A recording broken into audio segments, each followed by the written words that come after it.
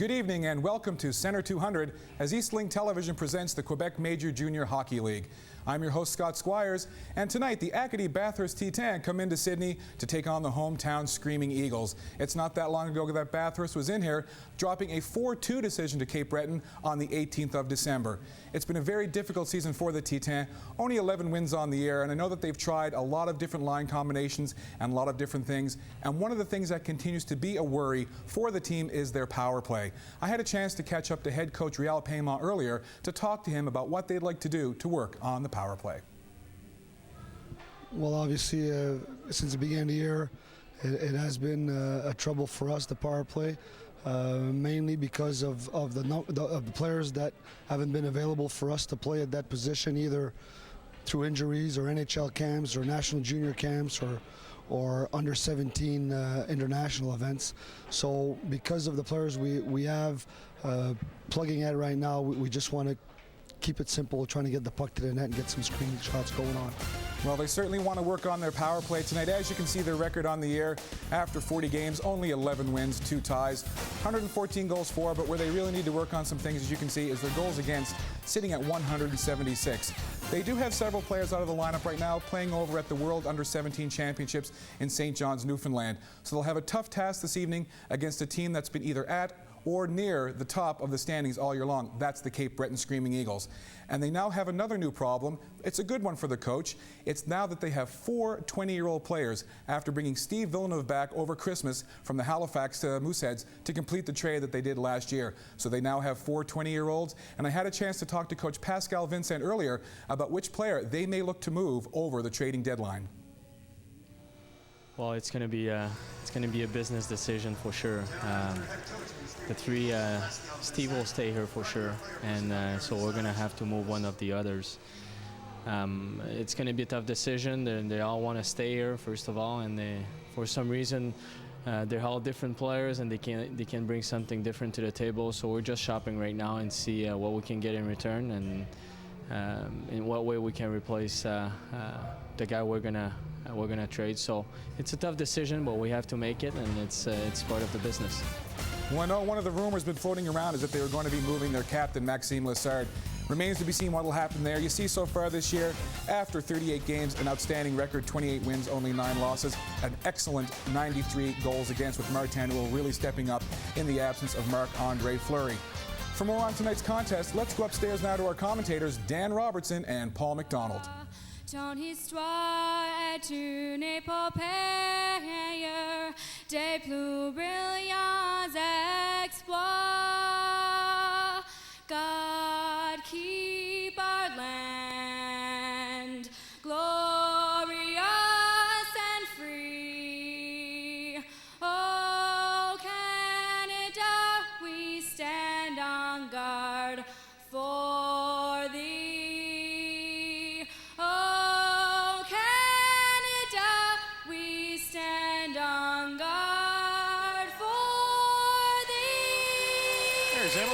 With the national anthem as the Cape Breton Screaming Eagles and Acadie-Bathhurst Titans get set to meet for the 5th time this year. Cape Breton leads the season series 4-0. Let's take a look at the starting goaltenders tonight, Paul. And that's for the Acadie-Bathhurst Titans, Fabio Luongo, a more famous brother playing in the NHL out of Montreal, Quebec, 1-9-2. Not the greatest start, seeing a lot of ice time, Dan. Makes me wonder if Adam Russo's on the trading blocks. And down at the other end, this man has just played well all season long.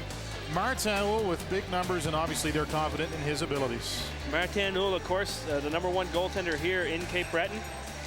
And we'll get to his stats in just a second. And we're underway here at Center 200. A great crowd on hand as the T10 dump it in. That's Courier. And the lineup for the T10 depleted tonight. We'll talk about that as we go along. There's Tessier, one of 2 former Bathurst players in the lineup tonight for Cape Breton. Picard behind the goal. Off the glass, takes a funny hop. There's Gannett trying to get away with it. FP Gannett. Tessier catches up. He's out front. He shoots. He hit the post. Great chance. Penalty coming up as Tessier went hard into the end boards. But right off the bat, just 25 seconds in, Gannett sets up Tessier, and he rang it off the iron. Well, Gannett has really stepped his game up since our last game here on Eastlink Television. Andrej Wantaluk had to come in. He pinched a little bit at the blue line. The great speed of the Eagles created that 2-on-1 situation. And no chance for Tessier. Actually, very lucky for the T10 that the puck did not go in the net. Well, the Eagles will go to the power play. There's a look at Wantaluk, no stranger to that section of the rink, as the Eagles are on the power play. Bernier works it down low. Aslan, he's played much better as of late. Kevin Aslan has Bernier with him. Eagles with the man advantage. Aslan goes to the front of the net. There's Fournier. Down low to Marc-Andre Bernier. Can't get the shot through. There's Maxime Robert. Penalty coming up as Robert, the former Eagle, was upended. So we'll be 4 skaters aside here.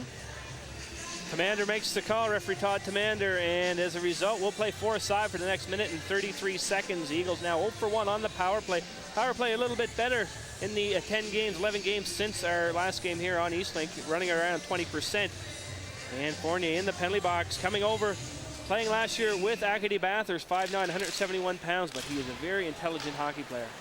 Adam Party shoots it in. Luongo sets it up for Courier, one of the young players in this T10 lineup. They have 3 players at the Under-17 World Hockey Challenge in St. John's. They have a Juraj Liska at the World Junior Championships. They have injuries and lots of chances for guys like Chris Hodgson to get ice time tonight as he takes it to center. Viancourt racing in after it. He gets spun around, and Tessier takes that one away. So no shots on goal yet, but Tessier ringing one off the post early on in the first 25 seconds. There's Morissette. Into the corner it goes. Courier pinches in, keeps it in behind the goal. Hodgson rubs Smith out of the play. There's Morissette. T10 looking for their first chance of the game here. 40 seconds to go in the penalty to Wantaluk as the Eagles break it out. Tessier with the long shot off Obu. And Tessier and Gannett will both change up as Obu picks it up for the T10. Lead pass. That's off the stick of LaPlante. He's dangerous for the T10. The Eagles will have to keep an eye on him tonight. Breakout pass. Sawyer on the left wing side. There's the look at the all-time leader in games played now. Maxime Lessard, number 7 for the Cape Breton Screaming Eagles. He breaks the record tonight by Pierre-Luc Laprise. He was at 265. Lessard at 266. Sawyer looking for the loose puck along the wall. Big hit on the play on the far boards. Penalty over now. The T10 go to the power play, but it's the Eagles with possession. Baylan in over the line. He gets dumped, and Wantaluk picks it up with room to skate. Fires it cross ice, but the T10 were to change. Doucette gets in on the forecheck, and it's a shot down the ice by Alexander Picard. Just 10 seconds to go in this abbreviated power play for the T10. There's Steve Villeneuve. He wears number 4 just like he did last year before he got traded to Halifax. It's his first game back here in Sydney. He plays the right point. Puck dumped in. And Cape Breton looking to apply some pressure here. Lambert working with Bertrand as Vino goes hard to the net. Goulet with it now, one of the youngsters, one of the call-ups. Long lead pass intended for Doucette. That is a delayed offside, and they blow it with 16:44 to go here in the opening period. Steve Villeneuve joined the Eagles for the December 27th game. However, he did not play. There's a look at Martin Hull. 22-8, 2.25 goals against average. At home, he's even better, Dan. He's 12-2 at home with a 1.87 goals against average and a 92.49 save percentage. And it was just announced that Lessard has broken the record for games played by an Eagle, and a nice ovation by a packed Center 200 here tonight. Almost packed anyway. We'll get the official number for you later in the game. Kevin Hebert plays it to the near side. There's James Reinhold. Outlet pass to Seymour. He gets as far as the line, and Fournier bodies him. There's Eric Fournier for Bathurst. Cross ice feed. Hebert as Aslan bearing down on him. Eric Fournier along the end boards. Wantaluk now. The pass to Reinhold. The former Dartmouth Subway, the cross ice feed, and the T10 will dump it in and go for a change. So no shots yet. 4 minutes in. The T10, the Screaming Eagles. Adam Party scored a beautiful goal in a 4-2 win against the T10 back on the 18th of December here at Center 200. Tessier tries to keep it in. Gannett at the line. Low shot. Player down behind the net for Cape Breton. Believe that's Tessier, and we have a whistle. No, it's not Tessier.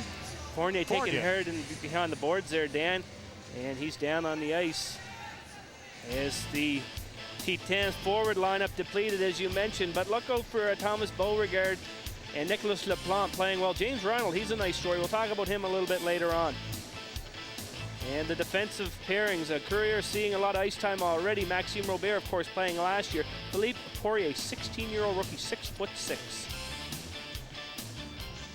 And there is Fournier struggling. And, boy, you look at those young players on defense for the T10. So, obviously, it's a tough season for them. And they, of course, lost Bruno Gervais earlier in the month of December to an injury that'll keep him out for the season. And, well, I'll tell you, the Eagles don't want to lose this 20-year-old Carl Fournier, the former T10.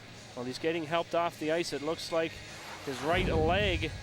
And there's the play behind the net. Want to look in against the boards. Fournier goes hard in, and the leg kind of buckles underneath him, and that's where the injury has taken place. Not a dirty play by the Bathurst defenseman. Just a bit of bad luck for the Eagles, and hopefully Fournier will not be lost for a long length of time. He's so good on the face-offs and basically does all the little things very well, number 79, Carl Fournier. And again, you heard Scott talk about it off the top of the show. 4 20-year-olds now, and who knows who's going to go. A lot of people are saying Lessard perhaps will be dealt. However, we'll have to wait and see as Maxime Robert overskates it for the T10, plays it off to Obu. Demers in on the forecheck. Tessier and Gannett, his line mates, as Demers taking over for Fournier. Again, Stephen Dixon, of course, out of the lineup.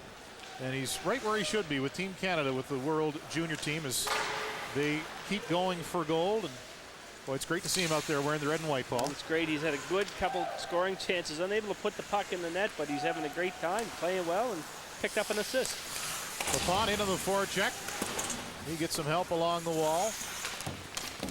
That's Morissette. So the dangerous line out there for the T10. Jonathan Tremblay, the tough guy, gets a chance to play in the right wing. There's Gannett. 2-line offside if he touches, but he doesn't. And smart play by Gannett. He just let the defenseman Obu touch that and play it out the center. Villeneuve retreats in his own zone. Villeneuve, of course, coming over from Halifax. He made a big difference as the Mooseheads almost won the Quebec League Championship last year. Beauregard can't take it in. Now it's dumped in by the T10. Beauregard and Doucette will hustle in on the forecheck. Alexander Picard, the Philadelphia Flyer draft pick, works for it along the wall. Kick back to the line. Wanteluk, long wrist shot. No problem for Uhl. He leaves it there for Villeneuve. Wow, bumps Picard. And the Eagles come away with it as Lambert chips it out to center. Waugh dumps it to the line. Either team not able to get much of a offense going here, much of an attack, as Doucette tries to change that. Watt, one hand on the stick. There's Beauregard. He turned and his shot never got through. Bailon back the other way for Cape Breton. In on the forecheck, Lessard. Wanteluk gets there first. And Courier now for the T10. Puck shot around the boards. Beauregard now will flip it in. And he'll go off in the change as Uhl surveys the situation, leaves it for Party. Good play by Fournier in on the forecheck. Smith is there for Cape Breton. Greg Hoff getting a chance to play tonight. Vincent Zoré out of the lineup. Hoff just dumps it in on goal. Luongo will hold for the whistle. And it looks like he'll be playing forward as he did the last few games for the Eagles with Bertrand and Vino. That's a good line, a good hard-hitting line. Carl Fournier playing well, exactly, but he's out now. Gannett has really turned it up a notch. And the defensive pairings for the Eagles, they're dressed 7 tonight. Charles Fontaine, the number 7 defenseman. But Steve Villeneuve playing game number 2 as with his second stint as an Eagle. Again, Zoré, just a game time decision, Paul. So number 13 not dressed tonight. Robert controls for the T10. Hoff in on the forecheck. He's a solid body. And no question he can throw his weight around when he gets the chance. The T10 take it back the other way. Vaillancourt to the line. Chance out front. Fournier. He got it to Hodgson, and a good stop by Uhl with the right pad. Another save as he steered aside the point shot. Poirier not able to keep that in. They're saying it's not icing, as Uhl tested in a big way here with 12:50 to go in the opening period. Poirier 6'6", 260, Paul, as you mentioned. It's easy to tell even from this far away. He's a big kid. Just wait till he fills out. At 260 pounds, he'll be about 300 when he fills out. Brian Seymour chips it ahead. And a move. Well, the T10 as they get in on the forecheck. Seymour can't keep that in. Reinhold was helping him out. There's Bernier back for the Eagles. Dumps it in, and Asselin is there, but offside is the call. Let's take a look at the standings here in the Quebec Major Junior Hockey League, starting with the Atlantic Division. Cape Breton leading with 57 points, 4 ahead of Moncton. Moncton have turned it up a couple of notches, beating Acadie-Bathhurst the last 2 games that they've played, and they're playing very well. Steve Bernier having a great year. Eastern Division, Rimouski continues to lead. However, without Sidney Crosby, they're not putting up the wins, and Gatineau still number 1 in the league, 4 points ahead of the Eagles.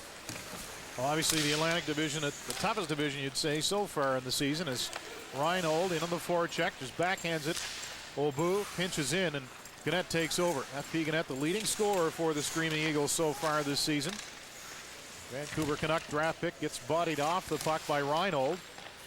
Back to the point it comes. Obu, long shot, blocker saved by Uhl. Tessier now. No sign of Carl Fournier coming back as Demers has taken his spot on the line. He has it now in over the line to the backhand and through the crease. Gannett to the point. Picard with a drive, and Luongo neatly plays that with the trap. Well, Dan, we mentioned earlier there's 7 defensemen dressed tonight for the Eagles. Add Gregory Hoff, he's number 8 as a defenseman. Vincent Zoria is scratched, that's number 9. You look at the World Juniors, Tim Ramholt is number 10, and if Mikhail Barinka comes from Norfolk, he's at the World Juniors as well. That makes 11 defensemen.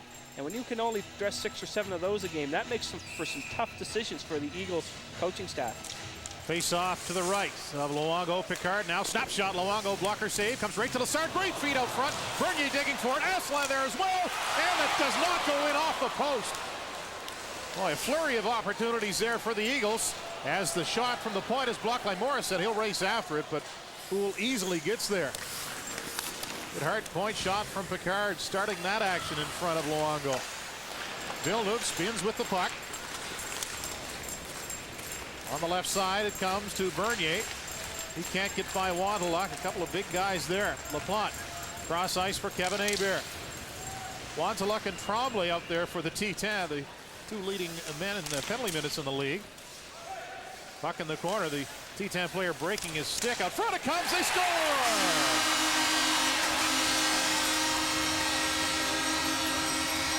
Now the Eagles on a turnover, unfortunate for the T10. Broken stick for LaPlante, and it's 1-0 Cape Breton. Maxime Lassard picks up the goal for the Eagles, an even strength marker at the 9:08 mark, and in his record-setting night as an Eagle with game 266, he picks up a nice pass from Kevin Asselin, and Asselin just throws it out in front. Luongo guilty of not getting the 5-hole covered, and as a result, it's a 1-0 lead for the Eagles. And so it's Lassard from Asselin and Marc-Andre Bernier at the 9:08 mark. Well, good for Lassard. He hasn't been able to bulge the twine much this year, but he got in tight and made it count as the Eagles take that lead. They're terrific this year when scoring first. They're 23-2, so a bad omen perhaps for the T10s. We have a stoppage along the far boards. Well, that's the 3rd goal for Lassard. You have to like Kevin Asselin. He was snake bitten the first month and a half of the year. Now he's just added his 15 assists to go along with 8 goals. So Kevin Asselin now is turning it up a notch offensively for the Eagles.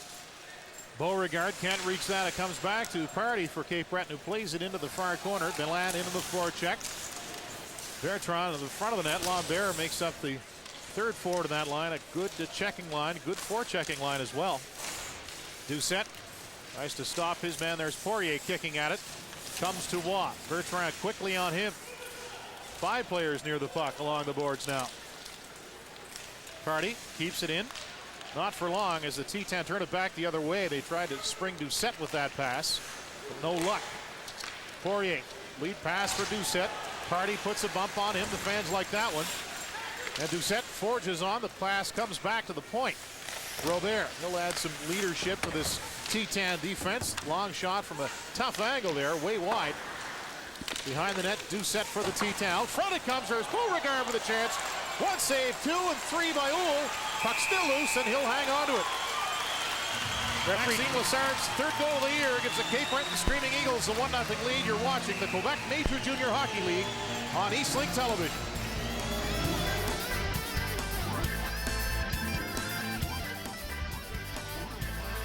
In business and want to build a stronger relationship with your community? Eastlink Television offers a variety of sponsorship options associated to this and other highly valued programming. Achieve your communication and promotional goals. Reach viewers that live, work, and shop in your neighborhood.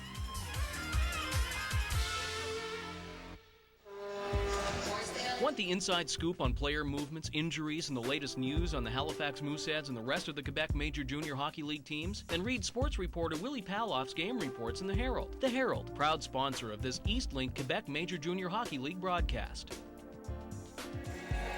There's part of a big crowd tonight at Center 200, and we want to remind you of some of the coming games here in the city that you can attend. Plenty of tickets available. Take a look at some of the big names of the teams coming in. Moncton on the 2nd, Halifax on the 4th, Gatineau, Baie-Comeau, PEI, and Rimouski. 567-6378 for ticket info. A lot of good teams there, Paul. Some good tests for the Eagles. In Halifax, even though the Eagles beat them 7-3 on the 27th, in Halifax, it was a 3-3 game going into the third period. 4 unanswered goals by the Eagles, and until really the 5th goal of the game for Cape Breton, it was anybody's game. And so they've really improved the Mooseheads with that trade with Victoriaville. 44-year-old Réal Paiement is the head coach of the Acadie-Bathhurst T10. There's his team going through a tough season with so many young players. Poirier just plays it cross corner to keep it in. Behind the net, Hodgson working for it. And Tessier strips him of the puck, plays it smartly out to center ice. Took a big hit from Hodgson. Fournier dumping it in for the T10. Vaillancourt tries to beat his man Sawyer to the puck. Native of St. John gets it to the line, but not out. Vaillancourt had an opportunity there.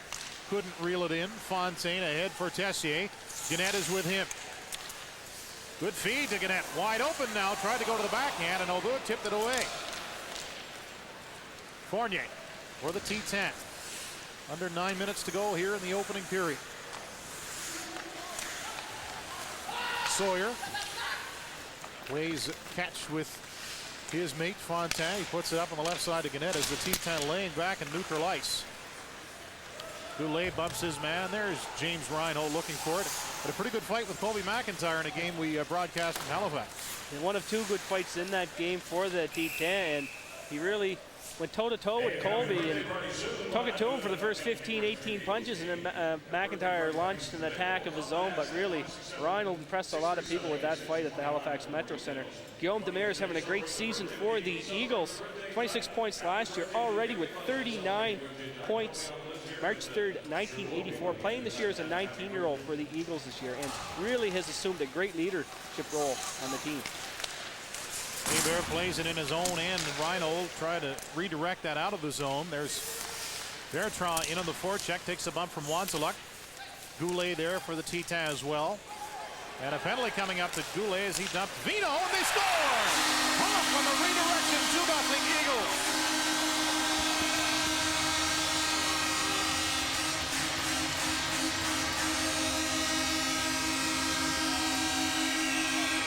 The Eagles worked the puck back to the point. That penalty was going to be called against Acadie-Bathhurst.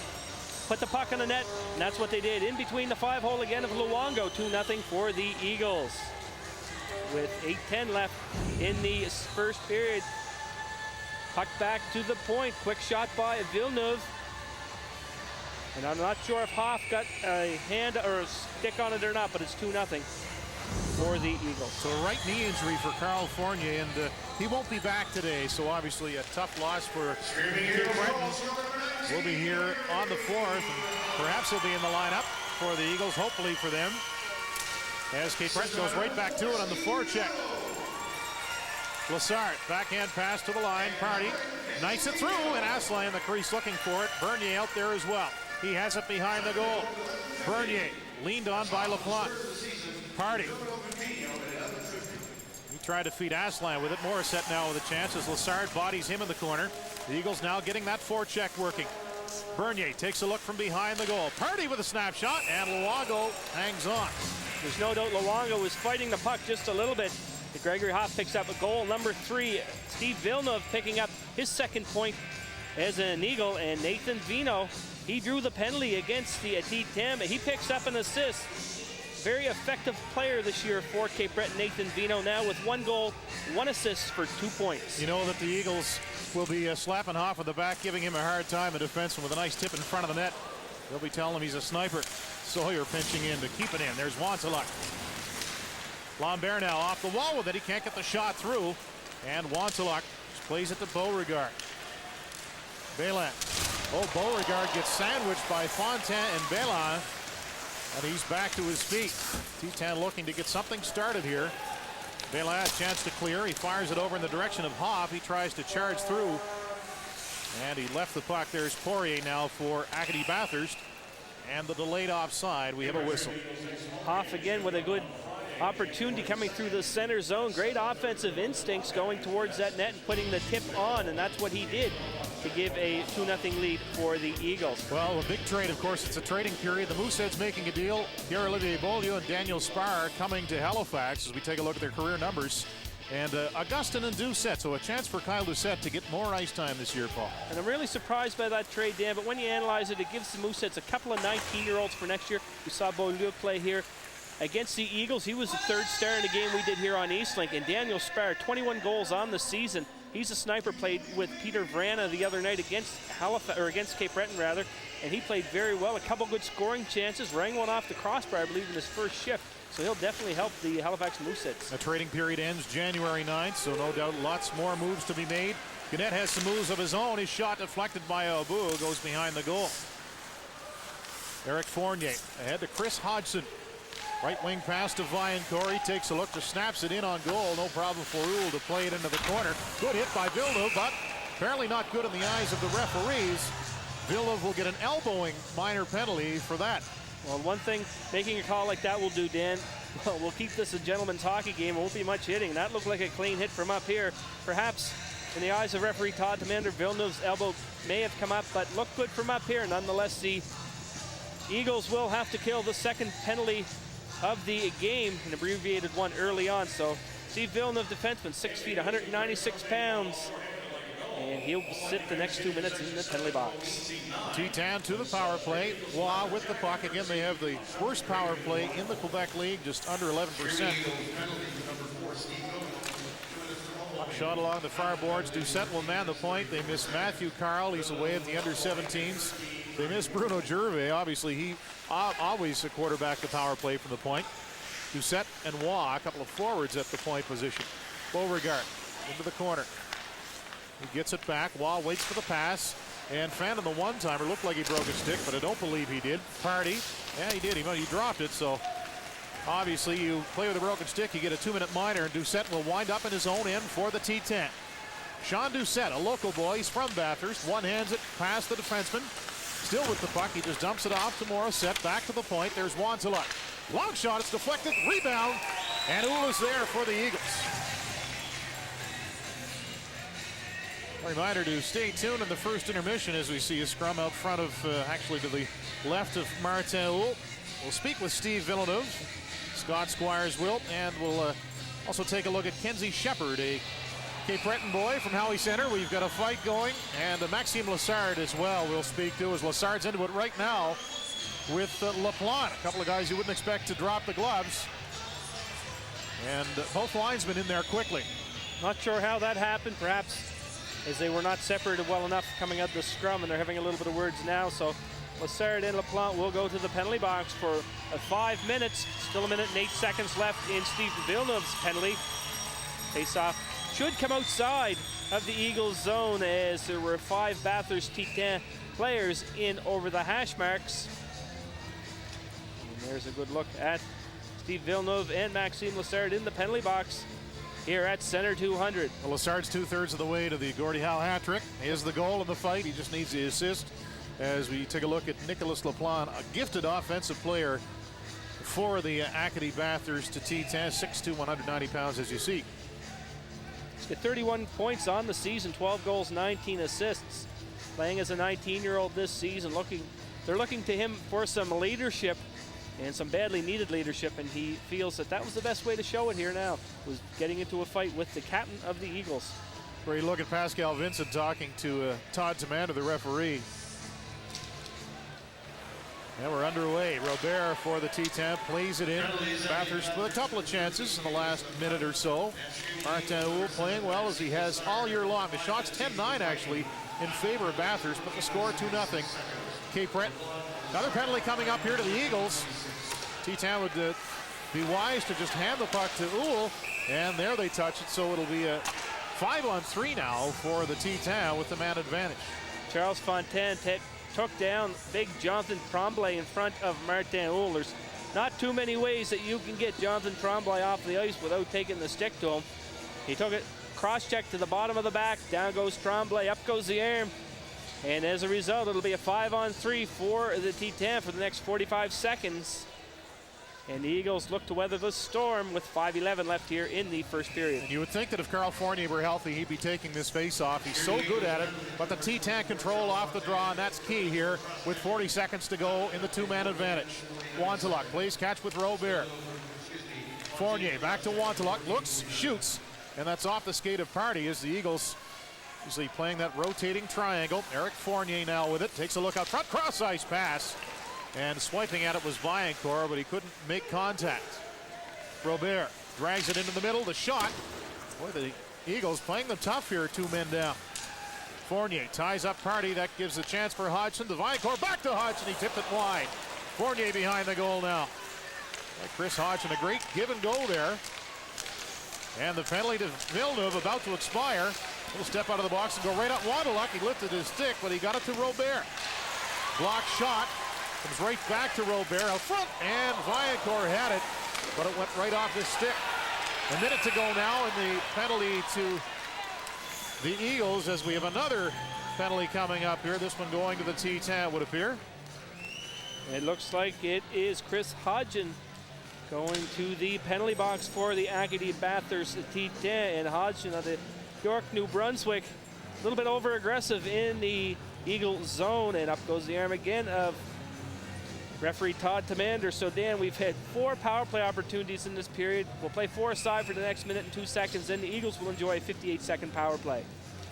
Face off outside the Cape Breton zone here with just over 4 minutes to go in the first. We're glad you could join us. Happy holidays to everyone tuning in. We certainly get our fill of hockey over the holidays, again with the World Juniors going on. As the T10 and Eagles here do battle at center 200. Puck along the wall, worked out to Obu. He pinched his way in. Villeneuve played him back to the line. Toward the net it goes. Morissette tipped it, but put it wide. Gannett now for Cape Breton. Villeneuve at center. Bernier races to catch up. Penalty coming up to the T10. Unless they score here, they do. 3-0 Eagles. Villeneuve with a goal.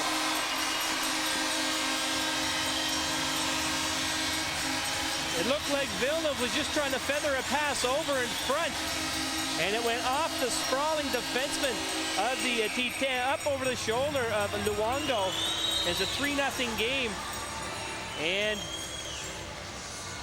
with the penalty being called, that will be washed out.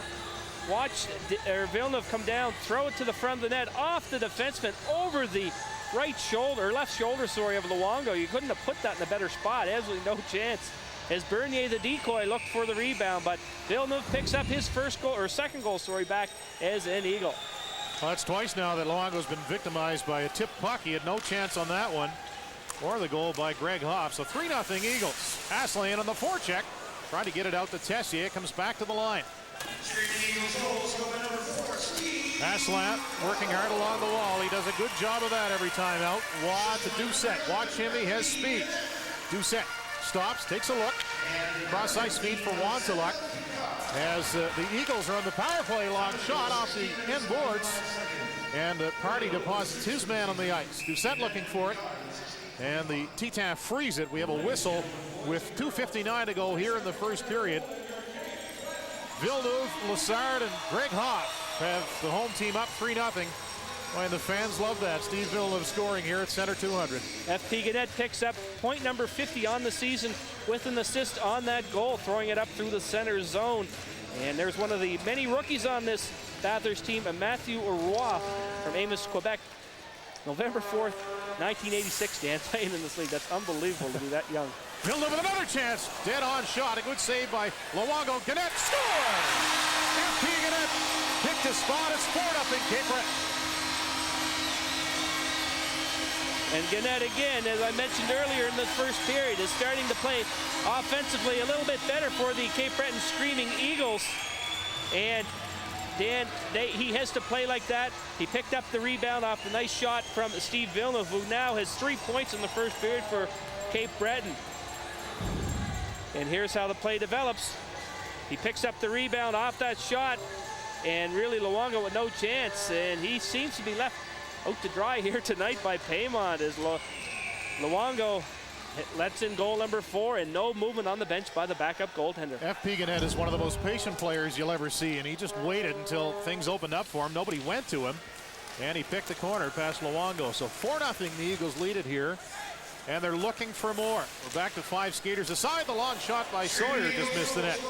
Reinhold now shoots it out to the line. Seymour, watch out, he's bodied by Fontaine, and Seymour isn't getting up. We have a whistle. Fontaine with a big hit. Reinhold takes exception and goes after him. I don't think the officials are going to let them go at it, Paul, but well, you got to feel bad for young Seymour. He had his bell rung, and he's still down just outside the penalty box. Again, coming over the red line with the head down, and hopefully that Seymour will be all right.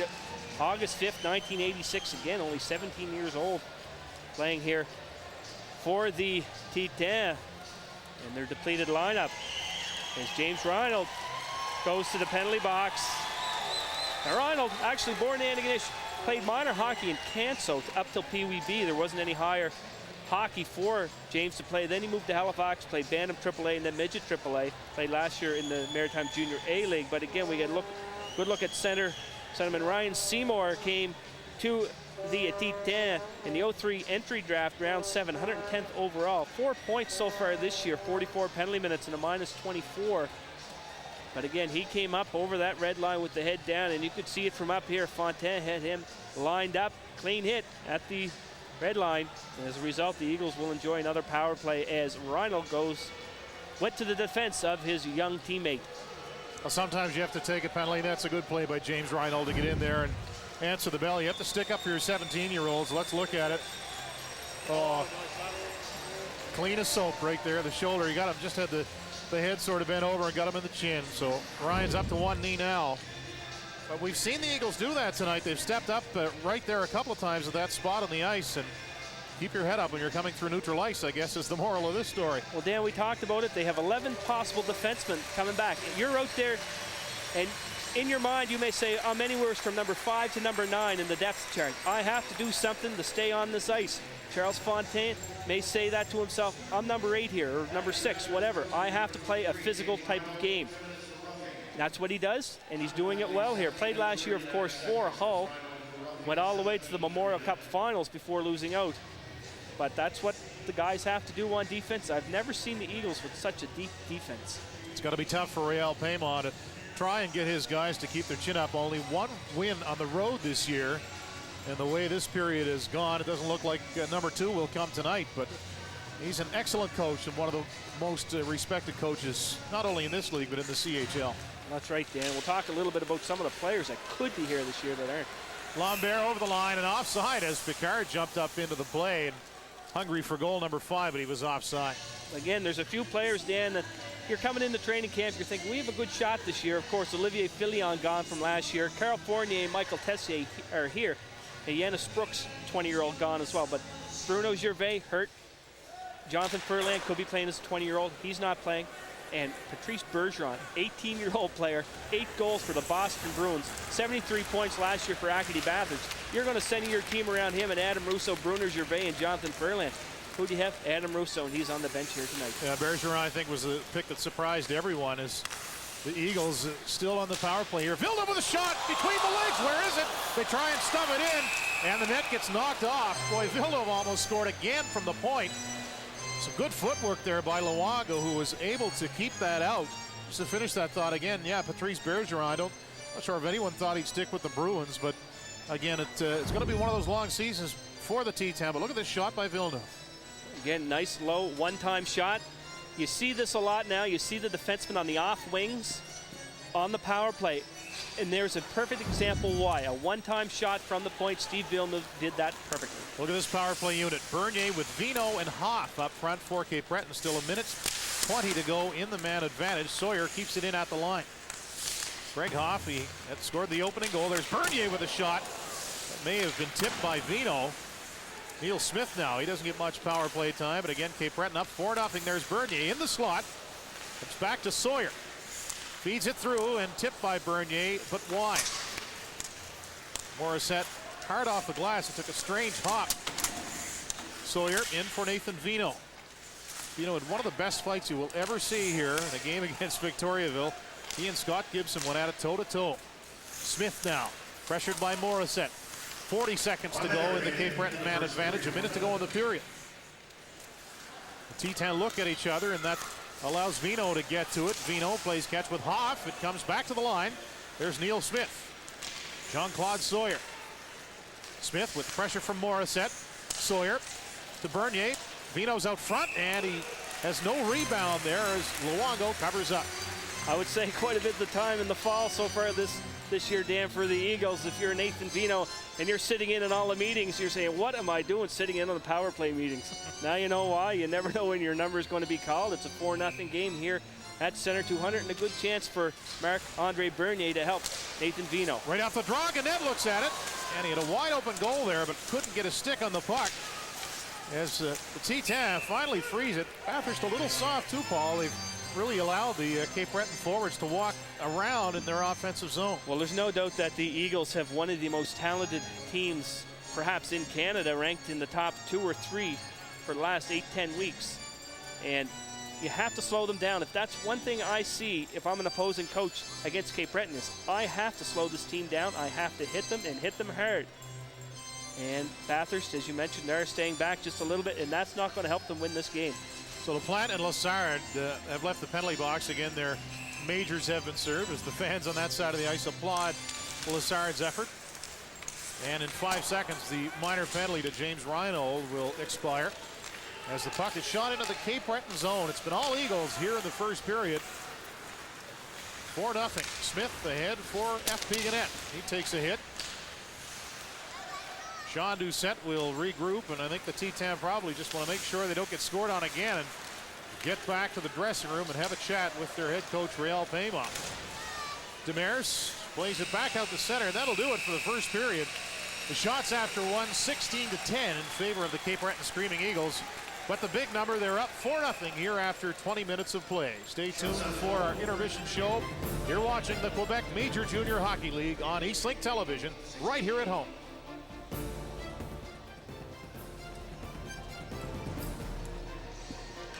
In business and want to build a stronger relationship with your community? Eastlink Television offers a variety of sponsorship options associated to this and other highly valued programming. Achieve your communication and promotional goals. Reach viewers that live, work, and shop in your neighborhood.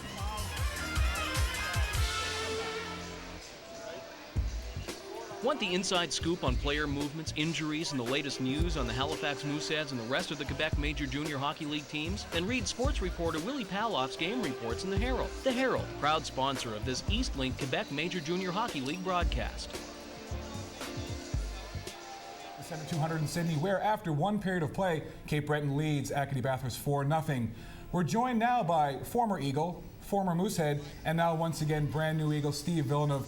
Thanks very much for joining us, Steve. First of all, your thoughts on that first period of play? I think we came out a little bit flat, but after 10 minutes, I think we got our game going, and we see the score now. That's better for us. We play our game. They have to follow us. We don't play their game. It was difficult, I guess, for you.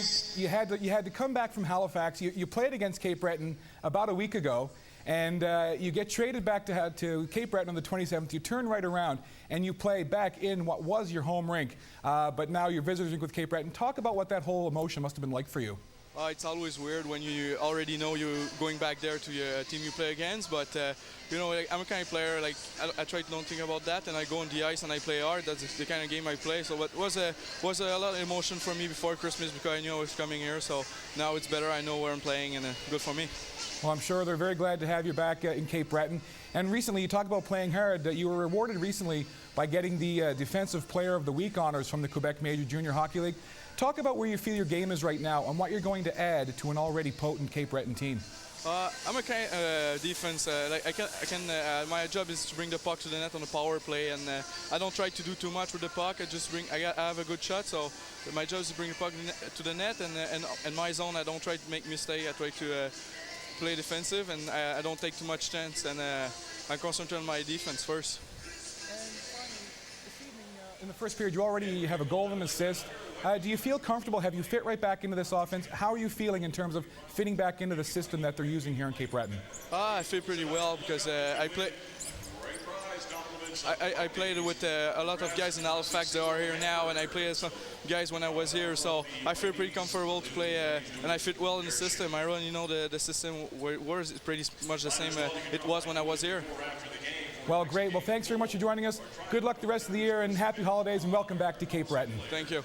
Defenseman Steve Villeneuve of the Cape Breton Screaming Eagles. We're joined in studio now by not the John Hanna you may be familiar with, but another John Hanna, John Hanna Jr., or a Junior Squared, as you said your friends like to refer to you as.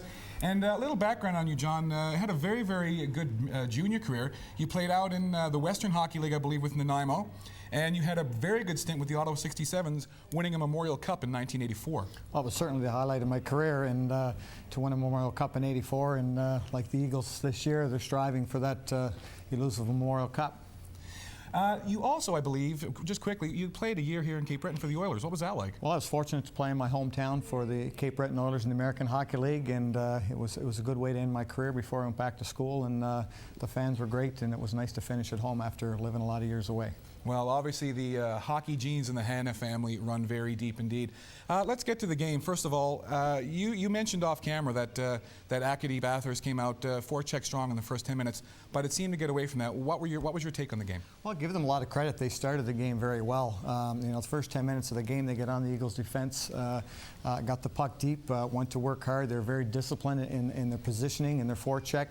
It took a while for the Eagles to get their legs moving, and you know, it was after that 10-minute mark that the Eagles started to skate, and they started to get the puck deep behind the Acadie-Bathhurst defense, and they started to have some success because of it. Now, we talked to Coach Payma of Bathurst before the game, and one of the big problems they've been having is their power play. They had a 5-on-3. It didn't click. What do you see as maybe something that's not working for them on the power play? Well, sometimes when things aren't going well on the power play, you have to get the point, shoot the puck on net, and have guys going to the net. From what I've seen out there early tonight, they've got a lot of guys standing around, especially when things aren't going well. 5-on-3, the Eagles have 2 guys high on that triangle. The defensemen have to get the puck to the net, and you have to get guys moving and jump on the rebounds and deflect pucks and do what you have to do. And on the flip side of that, it seemed after Halifax was able to kill off that 5-on-3 that they had against them and they were down 2 men, they really turned it around. Do you think that might have been a turning point in the period? Well, I think so. It always gives you a lift when you kill off a penalty, let alone a 5-on-3. And it enabled to get some emotion. And then, as you see, they built from that. They started to move their legs. Their forecheck worked well. A couple big checks. You know, all the things that the hometown are looking for, the Eagles got going midway through that period. That's for sure. And there's no question adding a veteran back into the lineup like Steve Villeneuve makes a difference. But now, we've talked about it, they're overloaded with 20-year-olds. What do you see, what have you heard, or what do you see as what might be the best move for Cape Breton? Well, we've heard everything under the sun and what's going to happen. It's all speculation, of course. You know, Villeneuve, Pascal has said that Villeneuve is going to be here, and I think for the most part, a lot of people believe that Fournier will be here. You know, Lessardis has just set a record for the most games. You know, that's a sentimental player at this point to stay. But Jean-Francois Cyr is an extremely talented individual. Can you give up a guy like him when you've got a stretch run on the go? I don't know. It's going to be very interesting to see what they're going to do. Well, that's for sure indeed. Some interesting decisions for Pascal Vincent and the rest of the Cape Breton Screaming Eagles to make. After 1 period of play, Cape Breton 4, Acadie-Bathhurst Titan 0. You're watching Eastlink Television right here at home.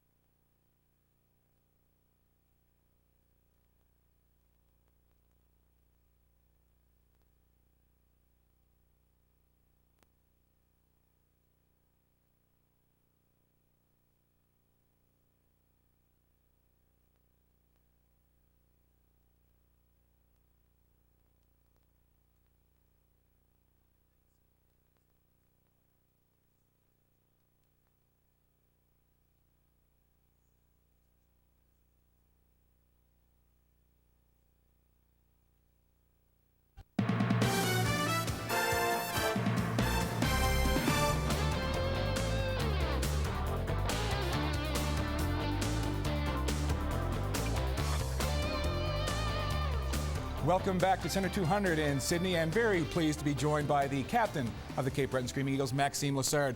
Maxime, first of all, congratulations on setting the record for most games by a Screaming Eagle. Talk about that. Well, thank you very much. I know at the first beginning of the season that I missed 37 games to tie my really good buddy Pierre-Luc Laprise, and it just happened in Halifax, and today I got the chance to beat the record, something I'm really proud of. Well, that's great. And I know that Dan Robertson mentioned it during the first period after you had the fight there, that you were going for the Gordie Howe hat trick. You got a goal, you got a fight. All you need now is an assist. Just talk about your first period of play there. Well, I think we came out a little slow at the first 10 minutes maybe, or first 8 minutes, and then after that, we just need to put a lot of pressure on those Ds. They got young Ds, and put the pressure, and then we got the goals and the fight. I got pretty much jumped a little bit, but that's all right. Well, that's okay. You handled yourself very well. Maxime, I'm going to have to ask you now, with Steve Villeneuve coming back, that puts 4 20-year-olds in the lineup. Is the trade talk something that you think about? Do you block it out of your mind? Well, it's pretty difficult not to block it out. With 4 20-year-olds, and trade deadline is the 9th. So, we're 4 guys that we all want to stay here, and we do our best, but it's all of our control right now. The coach is going to decide, who's going to stay, who's going to go. But I really hope that I'll be able to finish my career at Cape Breton. Well, that would be very nice indeed. I guess something else I want to ask you. The team this year, there's been a lot of expectations put on the team. There's been a lot of talk about going to the Memorial Cup, things of that nature. How is the team dealing with that game in, game out? Well, you don't want to think about this right now. We're just after Christmas right now. We don't want to think Memorial Cup. Right now our goal is catch, get first in the country, and stay on top. We have the team to do it, and we just need to, work hard every game, and we were able to do it. So, we just want to accomplish that for now. Indeed, and coming out of a first period of play where you're up 4-0 like that, is the coach going to say to you, is that something where you're going to go out and continue to work on your offensive game plan, or up 4-0, is he going to be a little more cautious? What type of game are you expecting going forward, second, third period? Well, we have a saying that say play at our level. So we want to go. Any team we play want to play at our level. Doesn't matter the score, losing or winning. Play our game. And right now it's a challenge for us, down up 4-0, and just keep working hard and just continue the way we started. That's great. Well, thanks very much for joining us. The captain and all-times game played leader for the Cape Breton Screaming Eagles, Maxime Lessard. After one period of play, it's Captain Lessard's Cape Breton Eagles 4, Acadie-Bathhurst 0. You're watching Eastlink Television right here at home.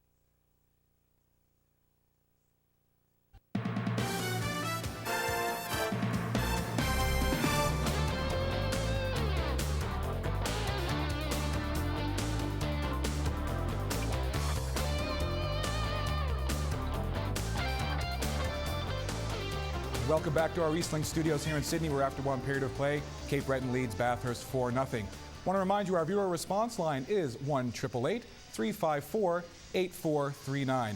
Please call that and feel free to comment on anything that you see and hear on Eastlink Television. Well, one of the young guns playing for the Halifax Mooseheads is Kenzie Shepherd, and our Dan Robertson had a chance to catch up with him earlier this week. Those familiar with the Mooseheads know the story. Kenzie Shepherd wasn't certain he wanted to play Major Junior this season. The word was the talented and tough winger wanted to keep his options open to play college hockey in the U.S. That fact kept a lot of teams from drafting him last summer. The Moose selected him in the 3rd round, and Shepherd is glad he chose the Q route. It fits my style more, and I didn't want to wait around and play high-level hockey like I had to wait a couple years to play in the college route. And I thought it was time to make the step this year. No doubt the Cape Breton fans would like to have seen the Howie Center resident in an Eagles jersey. Obviously, Shepherd is no stranger to Center 200. When I was little, I always just go to the game, cheer them on. And first game back at Center 200, it just felt like I was going to be in the stands watching the game rather than be on the visiting bench. Shepherd says the pace of Quebec League hockey is 10 times faster than what he experienced last year when he played midget with the Cape Breton tradesmen, and it's clear to him where he needs to improve the most. Defensively, I think. Growing up, we never used to get taught defense, but come here and the first thing we learned was defense, so I've been working on that. I think I've been getting better. Shepherd is part of a very young Moosehead team. He credits the veterans with doing an excellent job in teaching the young players the ropes. But even though Halifax is young, Shepherd says they should not be counted out. I mean, the last couple games we've been gelling together and we're playing our style. Lots of hits and forechecking and just working hard. We need to work hard. I know a lot of other teams are more skilled than us, but if we work hard, we're definitely going to make the playoffs. Regardless what happens this year, Kenzie Shepherd will be a big part of the Mooseheads' future. To remind you, our next broadcast will be this Sunday, the 4th of January, our first broadcast for 2004, when Halifax comes in to take on Cape Breton. Game time there is 7 o'clock. For more on the period, let's go upstairs now to our commentators, Dan Robertson and Paul McDonald. Well, 4-0 after one. Let's take a look at the highlights. There's the first opportunity for the Eagles. Tessier off the post. Aslan throws the puck out front. Lassard puts it in, and it's 1-0 for the Eagles. Vino drew the penalty there. Villeneuve puts it on the net. It's tipped by defenseman Gregory Hoff in front. That makes it 2-0. And it's thrown on the net by Villeneuve, and it's in over Luongo. 3-0 in favor of the Eagles. And finally, Gannett on the rebound off of a Villeneuve shot, puts it in behind. 4-0 Eagles after one. There's your 4 goals. Now we're back underway here in the second period. The Eagles up 4-0, as Paul says, and Kevin Aslan plays it around to the left side. There's Steve Villeneuve, 3 points in the first period, a goal and 2 assists. And on the forecheck, T10 looking to get something started. Robert plays it behind the goal. Tremblay, he hits Villeneuve hard along the end boards, and Picard will flip it high and down the ice. Maxime Robert. He can't go anywhere with it, and the puck is shot in the penalty box. So it's 4-0 after one for the Eagles, and here's our summary in the first period. No scoring for the T10. Lassard's third, Hoff's third, Villeneuve's with his 6th, and Gannett with his 23rd. 1 on the power play. That was Gannett's goal. 16-10 the shots. 4-0 Eagles after one. They've actually changed that last assist from Tessier to Bernier on the 4th goal. So little change. We saw one of the Cape Breton players go to the referee at the end of the first period to make that change, as Party is in the corner.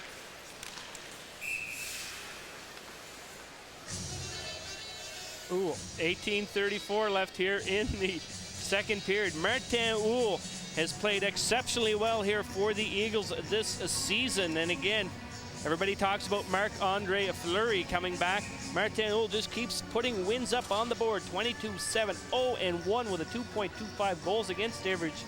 1 shutout, 92% save percentage. So Dan, he's doing the job, and he's playing very well here for the Eagles as they look to have a great second half. And the T-Town win the draw. Shot doesn't get through. The shot's 16-10 as they were after one period of play. Courier fired it over to O'Boule, and it just went right back down into the T-Town zone. LaPlante out there with Stephen Goulet. We haven't seen much of him. He played a couple of shifts in the first period. James Reinhold, the other forward on that T-Town front line. Long shot, and that goes by Luongo. So Luongo only stopping one of every 4 shots in the first period, but a couple were deflections he had no chance on. Break now for the T-Town. LaPlante in over the line. Reinhold, he tried to feed it back through. I think he sold Oul that he was going to shoot. A nice pass, a nice idea, but he couldn't put the puck on the tape. Gannett back to Demers. He tried to feed it back to Gannett and couldn't get it through. If you're just joining us, Carl Fournier, who's usually on that line, went out with an injury early in the first period. Demers. He's bodied hard by Wantelak. There's Tessier helping out. A good move by Tessier. Gannett waits for it in the slot. It comes back to the point, but past Sawyer and all the way down to Martin Oul. 17:20 to go here in the second period. Goals from Lessard, Hoff, Villeneuve, and Gannett have the Eagles up 4-0. Pass comes to the line, not out. Now they can skate it out to center. Bertrand and Lambert on a 2-on-2. Bertrand looks to make a pass. A shot from the top angle, way wide. Bailon puts the body on his man in the corner. Lambert there as well. Vaillancourt now. And the T-Town just to shoot it off the boards in front of the Cape Breton bench to clear off the pressure. There's Sawyer now. Once, of course, the property of the T-Town. And going after Hebert was Fontaine. Again, Fontaine, the big check in the first period through the ire of Reinhold. There's going to be a slashing penalty here against the T-Town, and it's Jonathan Tremblay is going to get the 2 minutes. 204 penalty minutes now for Jonathan Tremblay. 2 goals on the season, a minus 21 last year. The native of Timmins, Ontario, hit 232 penalty minutes. He's 6'3", 245 pounds, and he's very, very tough. He had a pretty good fight against George Davis, a game we broadcast from Halifax back on the 19th of December. As Picard controls off the draw. So the Eagles with 1 power play goal tonight. That was Gannett's 23rd at 17-13 of the first. Again, Villeneuve drawing an assist on that goal. And Villeneuve now able to keep it in. Hoff. Actually, Demers trying to charge out of the corner as Hoff was alone in front of the net. Getting more power play time as his team is up 4 goals. And the faceoff will be inside the T-Town zone. Nathan Vino again, he drew a penalty in the first period that the Eagles were able to score. Gregory Hoff's 3rd of the season, and Vino picked up assist number 1. He started last year, of course, with the Halifax Mooseheads, coming over in that major trade that is still being played out, even as we speak, with Steve Villeneuve coming over to complete this year's edition of the trade. Of course, Jared Vokey, as there's a turnover down low. Vokey, the former Eagle property, now getting a chance with Halifax. They're calling that part of the Villeneuve trade. I'm not sure if it is or not, but good for Jared. I hope he makes the most of his chance. Quite a loss for the Antigonish Bulldogs. There's Hoff now to the line. Poirier tries to squeeze him out, but Hoff fires it out front. Good pass for Demers. Tried to pull it past Fournier, but could not. Greg Hoff, a power play specialist out there. And he's playing well up front, and a lot of times you see defensemen with great offensive instincts when they are moved up front. Sawyer smoothly to the line, leaves it for the captain Lazard. Sawyer to Aslan. Bernier goes to the front of the net. Lazard now out front as Bernier helps out along the side boards. Sawyer takes a bump, and a bad play, a stupid play there by Thomas Beauregard. He just got the elbows and the fists up high into the face of Sawyer, and he's going to sit down.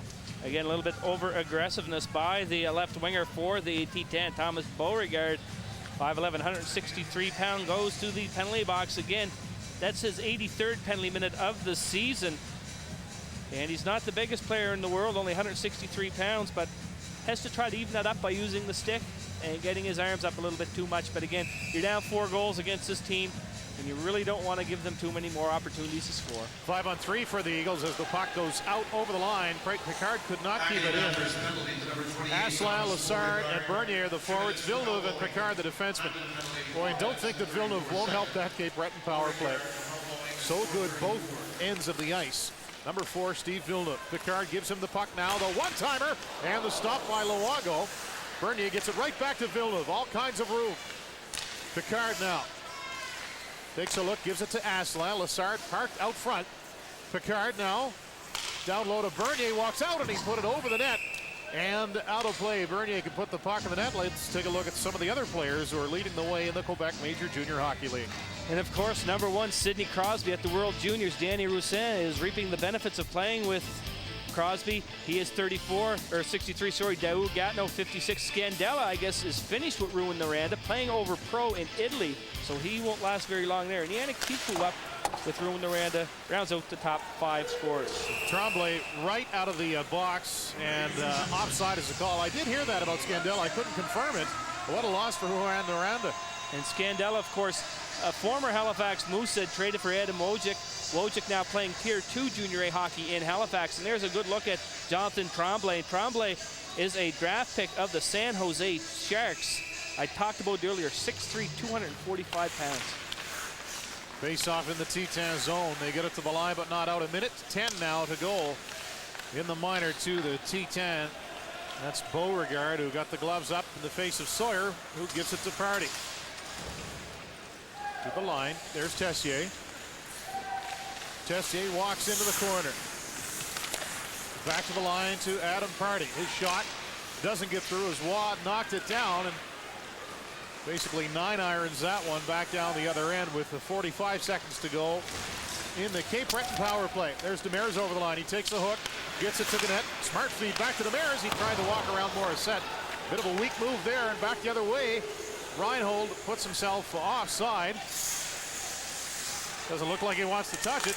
It's funny, Paul, sometimes as they blow it down, you'll see it delayed, offside called right away, sometimes not. You never know what's going to happen, I guess. Well, I think that was a good play by Ronald, as you still had 30 seconds left in the penalty. He waited and waited, and the Eagle guys took a few seconds to come over, and then he touched it, killing a little bit more time. But again, a good play by James Reinhold, 215 pounds, born in Antigonish, raised in Canso, moved to Halifax, now living in Bathurst.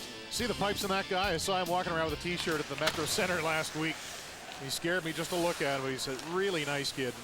Great kid. Talked to him a little bit last year in the playoffs between Halifax and Acadie-Bathhurst. And actually, I worked with one of his former coaches back in Antigonish. Well, the Cape Breton still on the power play here. Just 5 seconds to go on the man advantage. Picard down low. Bertrand now. There's Beauregard back on the ice. Bertrand circling with it out front and through the crease as Beauregard chops at the puck. Baylan turns it over. Lambert out front. He can't get it. And the T-Town will shoot it down the ice. And icing the call. Scott Squires talked with Carl Fournier, who was injured in the first period.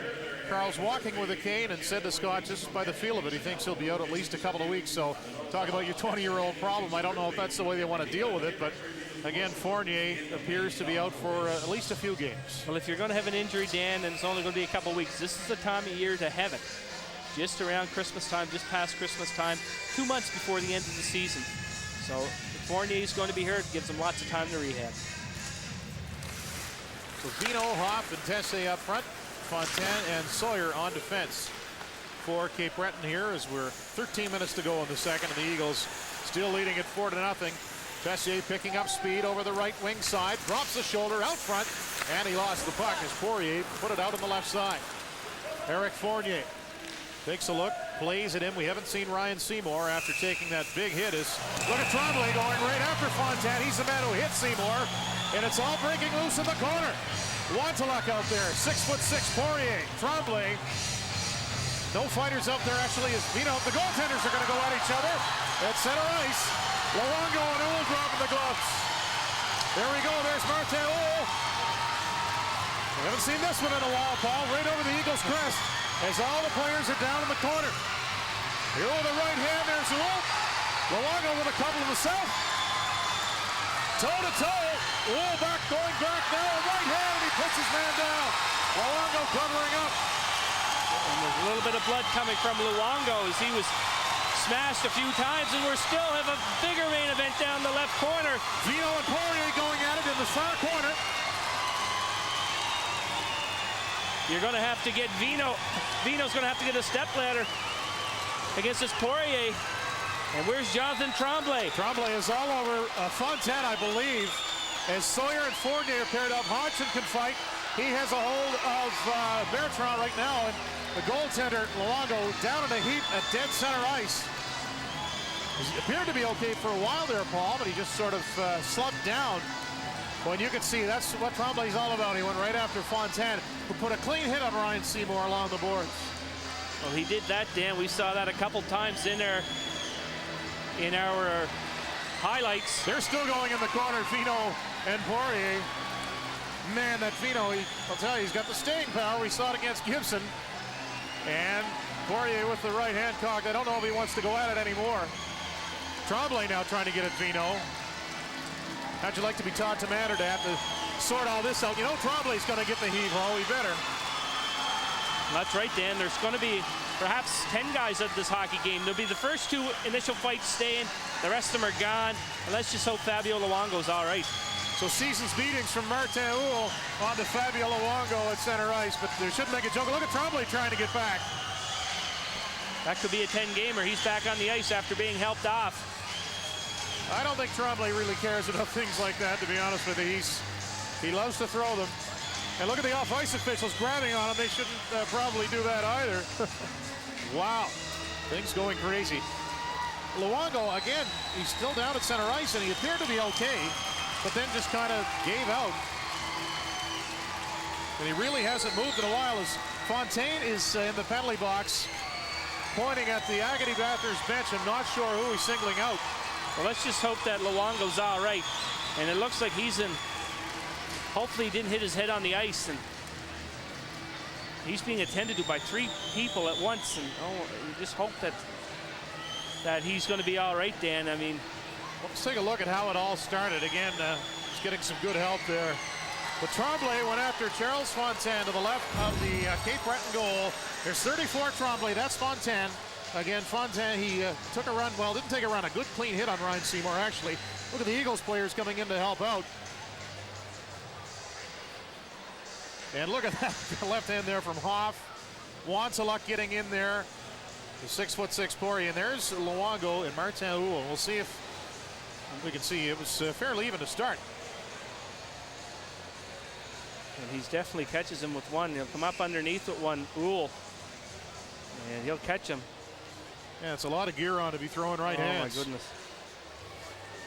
He hits him there and just hopefully. Maybe, yeah. Maybe it was at the end that he did hit his head on the ice first, but a lot of blood there, and hopefully he's going to be all right. So again, Jonathan Tremblay, as they bring the stretcher out for Luongo. Again, you'll see this in a lot of situations, just a precautionary measure, but Jonathan Tremblay really starting things there. 202 penalty minutes coming into the season. Well, we'll get back to the action in a moment. We want to remind you of the home games upcoming here at Center 200 as the Cape Breton Screaming Eagles take on the Moncton Wildcats. That's going to be a tight matchup all year long. That's on the 2nd, the 4th against the Mooseheads, the 6th against the Gatineau Olympique, the #1 team in the CHL. The Baie-Comeau Drakkar, they're struggling a bit this year. The PEI Rocket are not. They beat Cape Breton 3-2 the other night. And the Rimouski Oceanic with Sidney Crosby on the 14th of January. And of course, Crosby playing in the World Juniors, as we all knew that he would. Playing very well, playing with Steve Dixon a lot, and an Eagle player here as well.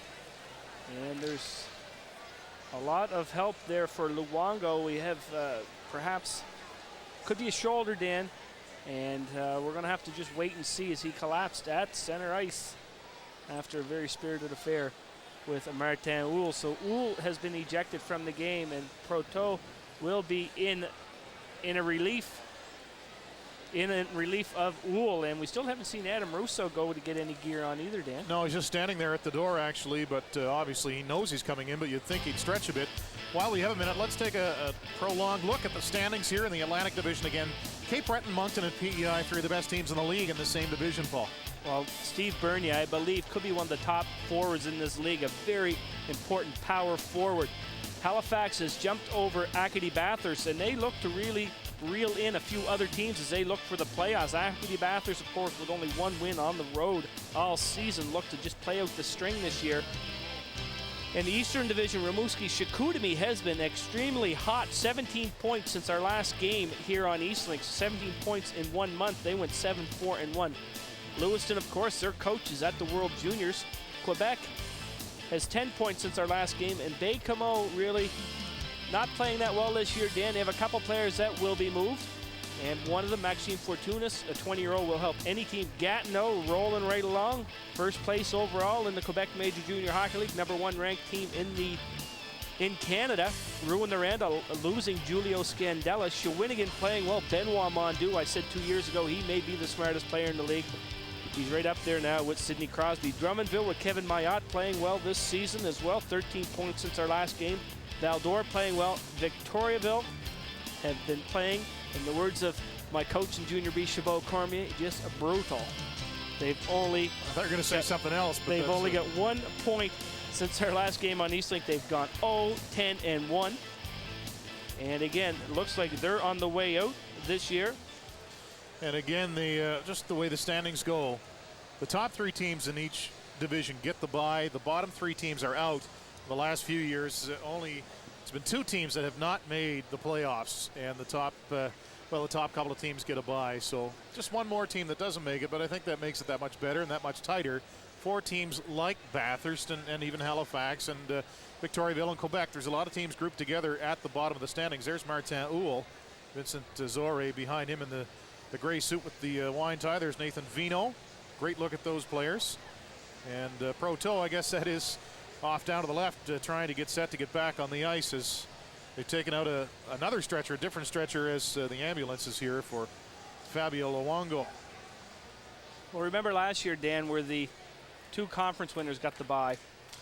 And really, the Halifax Mooseheads had a tough go last year. I mean, Quebec was in their division, and Quebec lost early out as well. Quebec hosted the Memorial Cup last year.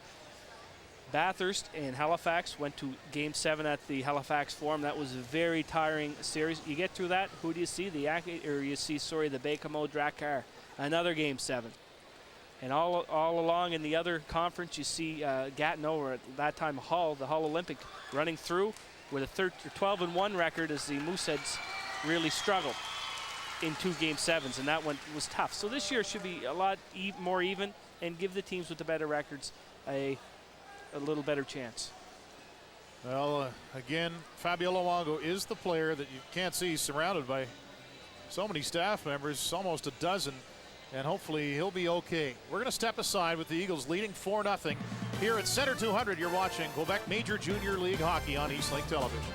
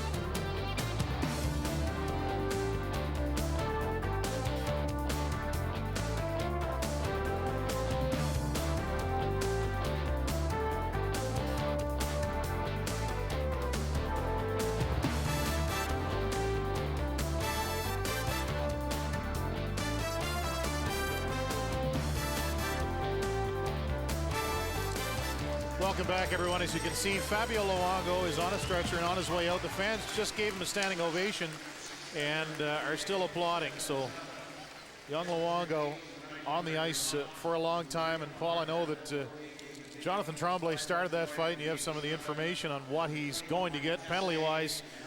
What he's going to get for a suspension, who knows? But what do you know about this game? Well, for this game, Jonathan Tremblay gets 2 minutes for cross-checking, 5 for fighting, and 2 game misconducts. And the rest of the Acadie-Bathhurst penalties, Andre Duantaluk, 5 for fighting in a game misconduct. Fabio Luongo, 5 in a game misconduct. And number 39, Philippe Poirier, 5 in a game misconduct. Chris Hodge and Eric Fournier get 10-minute misconducts. Now for the Cape Breton Screaming Eagles, Gregory Hoff, 5 minutes for fighting in a game misconduct. Martin Houle, 5 for fighting in a game misconduct. Nathan Vino, 5 for fighting in a game misconduct. And Michael Tessier and Jean-Claude Sawyer gets 10-minute misconducts. And there's Francois Proteau, who, Dan, I thought may have started this game tonight. He has 3 wins on the season against this team, the Acadie-Bathhurst T10, and he's in, as is Adam Russo. Well, Gannett takes the puck in over the line as we're finally back underway. We hope Fabio Luongo is okay, as well, things going crazy right there.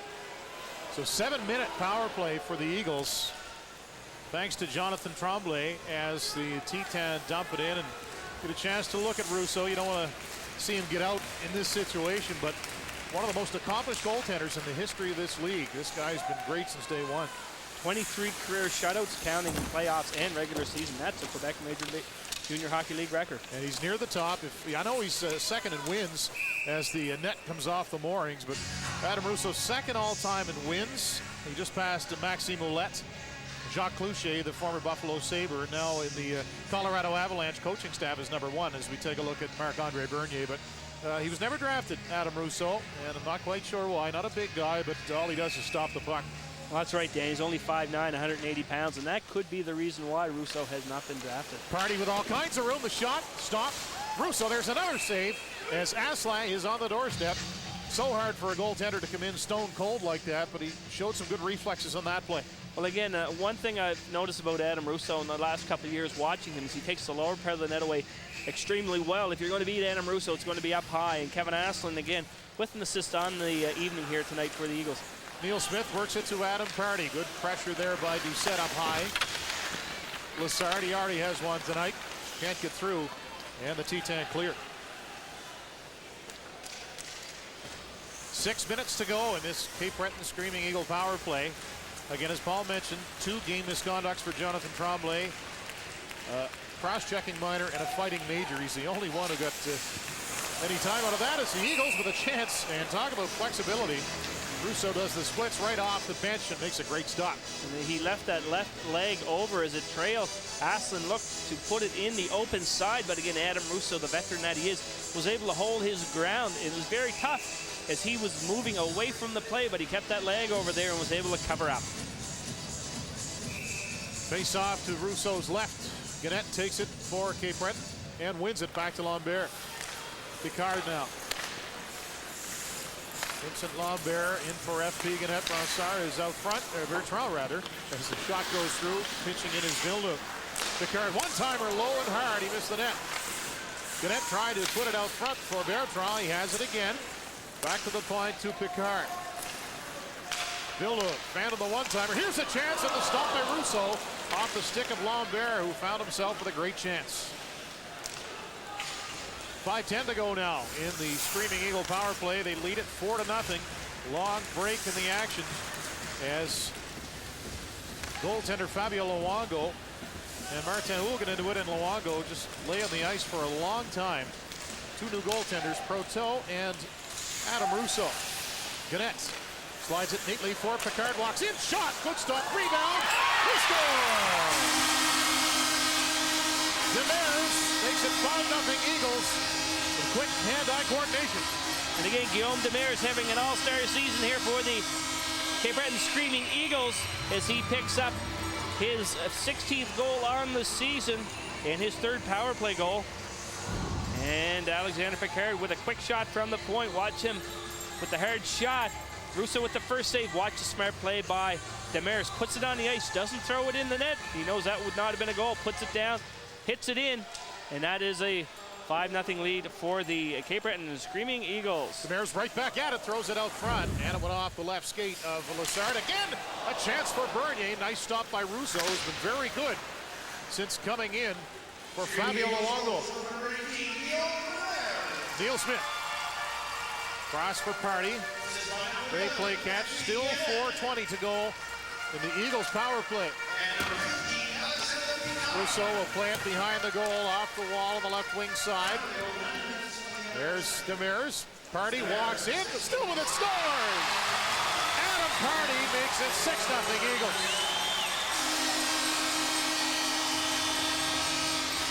Paul, you talk about patience. Adam Party just waited out Adam Russo there. And again, Adam Party, not known for his offensive instincts, goes in and makes a nice move on Adam Russo as the Eagles pick up their second power play goal in less than a minute as they now have a 6-0 lead. Some great look there by Demers, who just scored, but watch Party be patient here with him. Just Russo nowhere to go, and Adam Party made the move and put it in. Real Payma calling a timeout as we have a break. 6-0. Adam Party scores the latest for the Eagles. You're watching the Q League on Eastlink Television.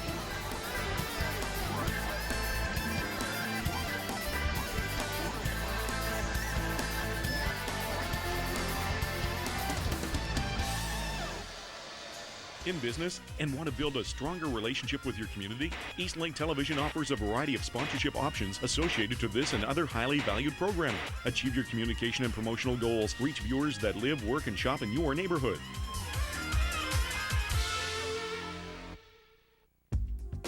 Want the inside scoop on player movements, injuries, and the latest news on the Halifax Mooseheads and the rest of the Quebec Major Junior Hockey League teams? Then read sports reporter Willie Paloff's game reports in the Herald. The Herald, proud sponsor of this Eastlink Quebec Major Junior Hockey League broadcast. Young fan watches on as the Cape Breton Screaming Eagles having an easy time of it tonight against the Acadie-Bathhurst T10. Adam Party scoring goal number 6. And there's a look at some of the coming home games here at Centre 200. Highlighted by Moncton, Gatineau, PEI, and Rimouski over the next couple of weeks or so here in Cape Breton. Call for ticket information. Back right at it. Chance up front, and the stop by Russo. The rebound as Aslan looked to poke it in. Belin had the original chance. And Russo has to wonder what he's gotten himself into here. And again, one may see, why did Martin Houle come out of the crease area? But Dan, if I'm down there and I see those 5 guys coming in from Bathurst, you know it's just a matter of time for they're going to come over after me in the net. So you hedge your bets and you get out of town, and that's what he did. And really, you can't blame Martin Houle. Long shot from the point. Fontaine missed on the blocker side. There's Smith.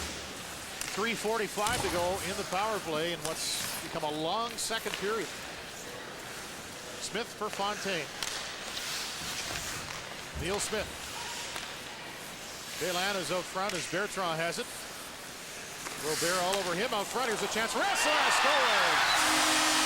Kevin Aslan makes it 7-0. Kevin Aslan again has really turned up his game offensively in the last month since our last game on Eastlink Television.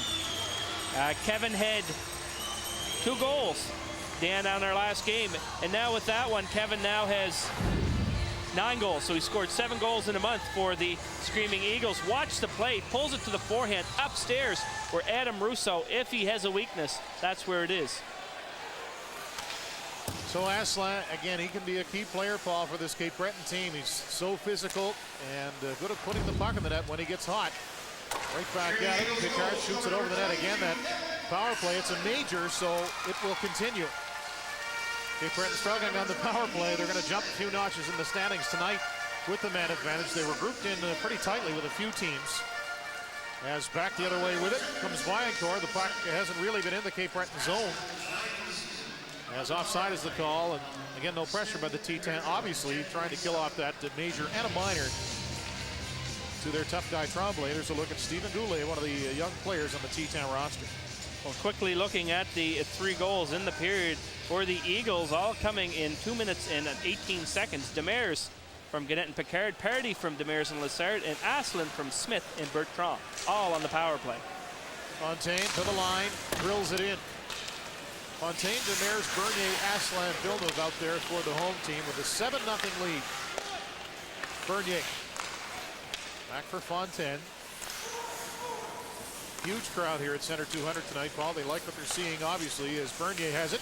Tried to feed it through to Aslan. Kevin Aslan. For a little over 2 minutes to go in the power play. 2:17 to be exact, as Fontaine has it now. The one-timer coming from Villeneuve. And the save, the rebound, goes past Bernier. The Canuck pick with a wrist shot. And right on as the save was made. Demers gathers up the rebound. Back to Villeneuve. He couldn't keep it in. And he actually took it back in. So offside is the call, and the T-10 penalty killers will get a chance to take a breather and change up. Well, the Eagles have scored 7 goals 4 times so far this year in the Quebec Major Junior Hockey League. And the most recent, of course, coming on December 27th against the Halifax Mooseheads. They've scored 8 goals once, and that came against this Acadie-Bathhurst team. And again, the Eagles look to equal their top season output here this evening. Belon with Bertrand and Lambert out there on the power play. Under 2 minutes to go now with a man advantage. Smith snaps it through. Lambert couldn't flag it down. He's after it. Party comes in. Party with a goal here in the second period. Morissette can't get it out. Smith. There's Belon. Shoots, and the stop by Russo. Adam Party drills it down low. The near corner it comes, and the T-10 try and clear it out, but Smith keeps it in at the point. Morissette, the captain, working for it for Bathurst. Belon now for the Eagles to Bertrand. Belon goes to the front of the net. Lambert is there as well. Morissette takes the bump, shields the puck. Here comes Lambert to help out. There's Waugh. Haven't seen much of Waugh tonight. And referee Todd Tomander blows the whistle with 6:50 to go in the second and 1:03 to go in the penalty to Jonathan Tremblay. And Sebastian Morissette, one of the veterans on this team, he's wearing the C now that Gervais is out. They're going to need him, Paul, the rest of the year. Well, that's right. Sebastian Morissette is a 20-year-old out of Donnacona, Quebec. And you have to have guys like that step it up. A 20-year-old, 5'11", 200 pounds. And so far this year, he has 25 points. 30 points last year. He has the most points of any player on the roster playing tonight from last year. And that tells you how much that the Bathurst T-10 have lost since last year. Well, T-10 win the draw, but Demers is right on it. He's with Lassard. Demers with Gannett waiting at the hash marks. There's Picard.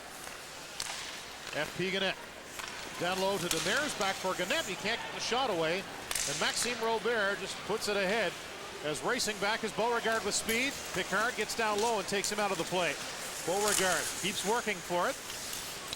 Beauregard putting some pressure on now. It just steers it back to Demers. A good shift there by Beauregard.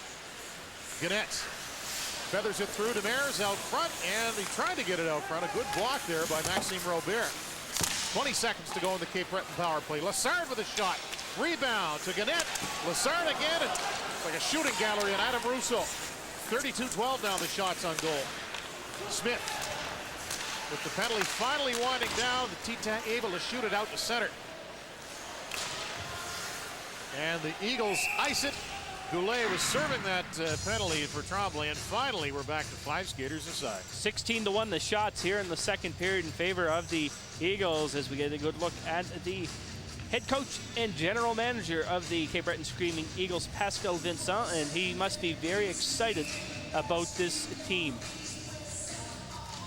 Only 32 years old, Pascal Vincent, and what a future he is. Again, head coach and general manager for the Eagles. As the puck shot down the ice, we're told Fabio Luongo regained consciousness. And again, they just took him off of the stretcher, took him to the hospital for precautions, Paul, as you always see in that situation. Well, again, Dan, we weren't sure what was going on as he was hit in the fight with Martin Houle. But again, the whole thing was started by the Bathurst T-10 tough guy and San Jose draft pick, Jonathan Tremblay.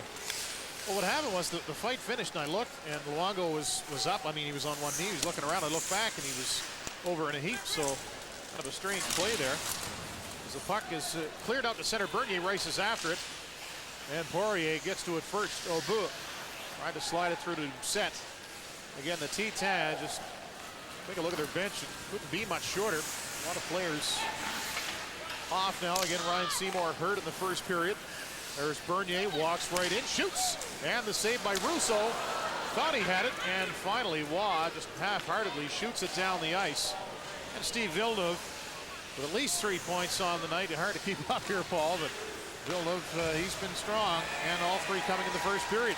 Morissette breaks through, and he shoots, rebound, and a great stop by Proto on Viancourt as he charged into the crease looking for the loose puck.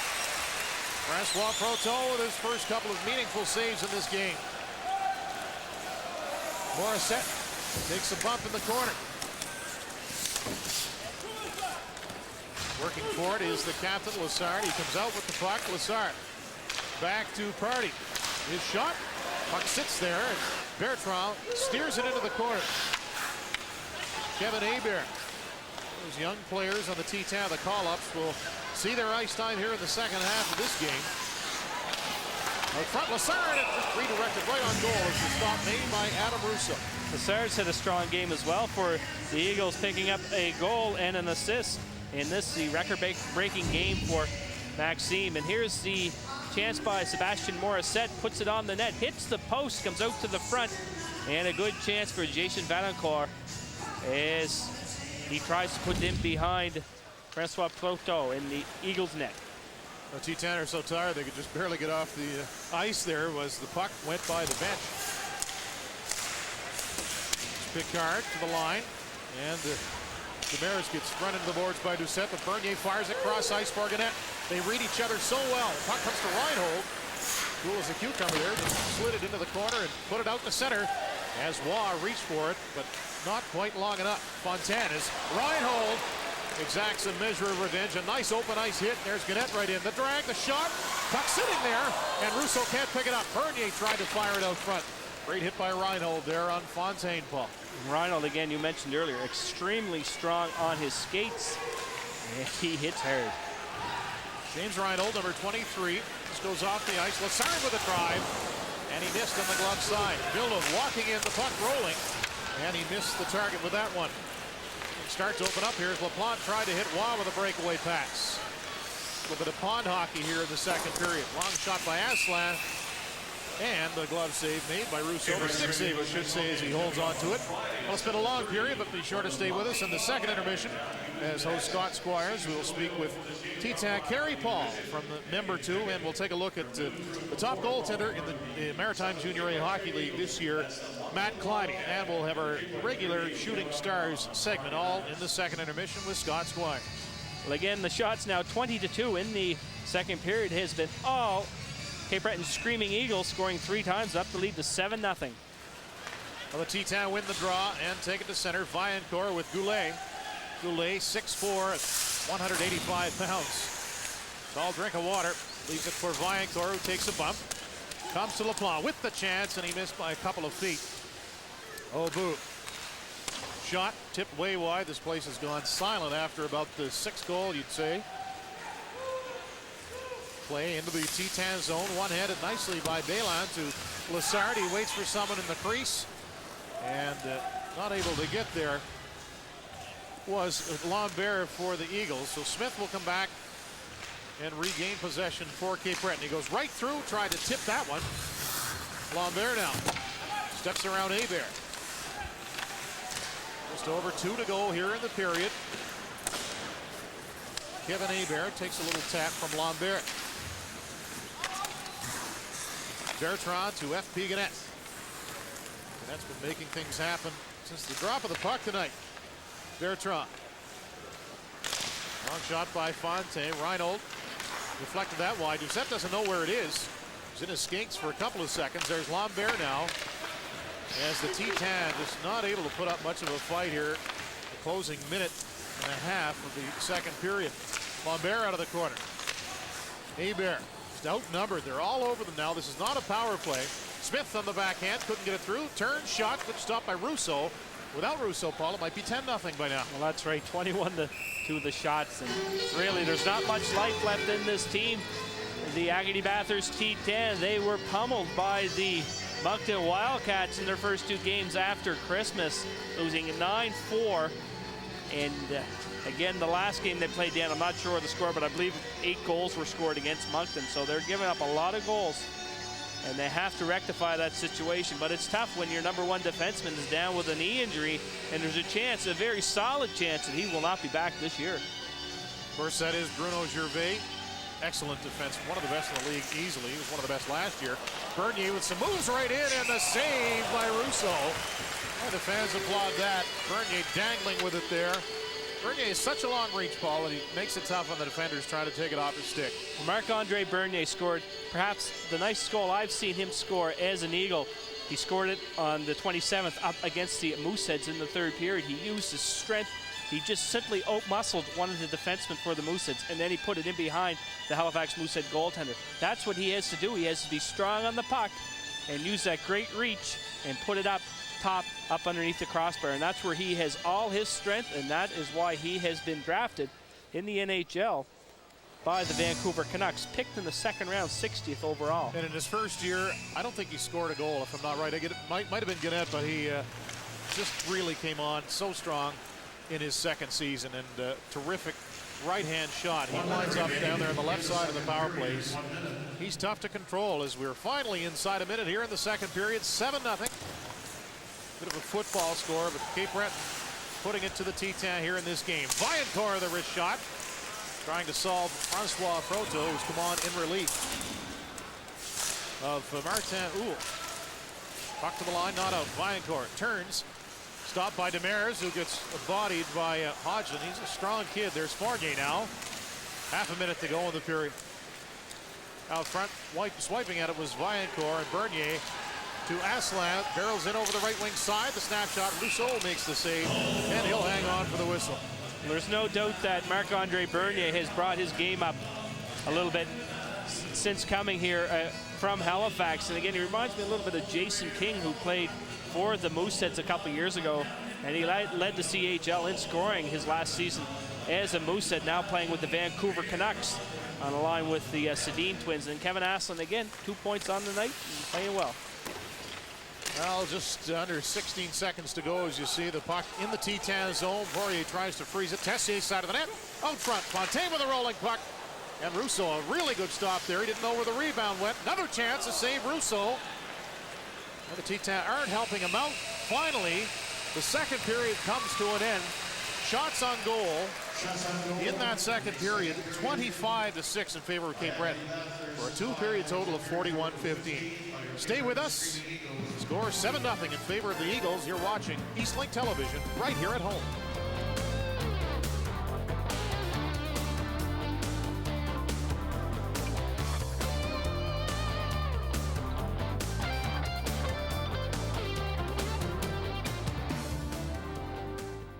Want to build a stronger relationship with your community? Eastlink Television offers a variety of sponsorship options associated to this and other highly valued programming.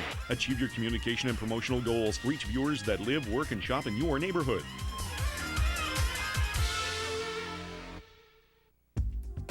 Want the inside scoop on player movements, injuries, and the latest news on the Halifax Mooseheads and the rest of the Quebec Major Junior Hockey League teams? Then read sports reporter Willie Paloff's game reports in the Herald. The Herald, proud sponsor of this Eastlink Quebec Major Junior Hockey League broadcast.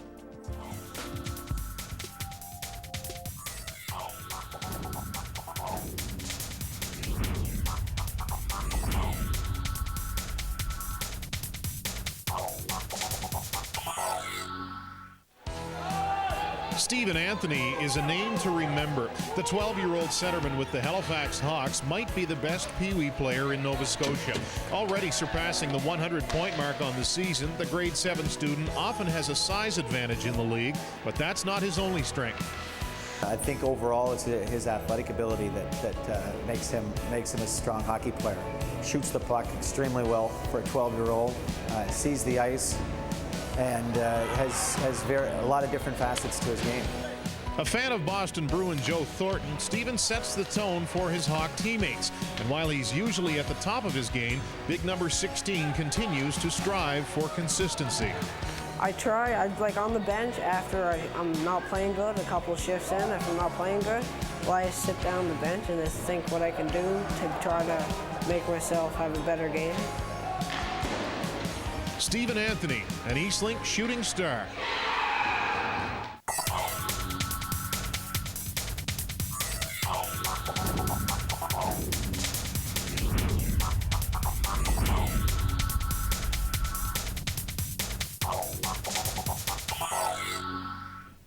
Welcome back to our Eastlink studios at Center 200. Joined in studio once again by our analyst, John Hanna. And John, I guess we have to start with, as you call it, the brouhaha. Yeah, it was, you know, it was evident right from the start that Bathurst had Tremblay out there on the right side. He took a few runs out there. Next shift, he slashes Fontaine, sorry. Then next thing you know, he jumps him in the corner, probably all stemming from a good clean hit that Fontaine threw early in the game. But you know, unfortunately, things like that happen.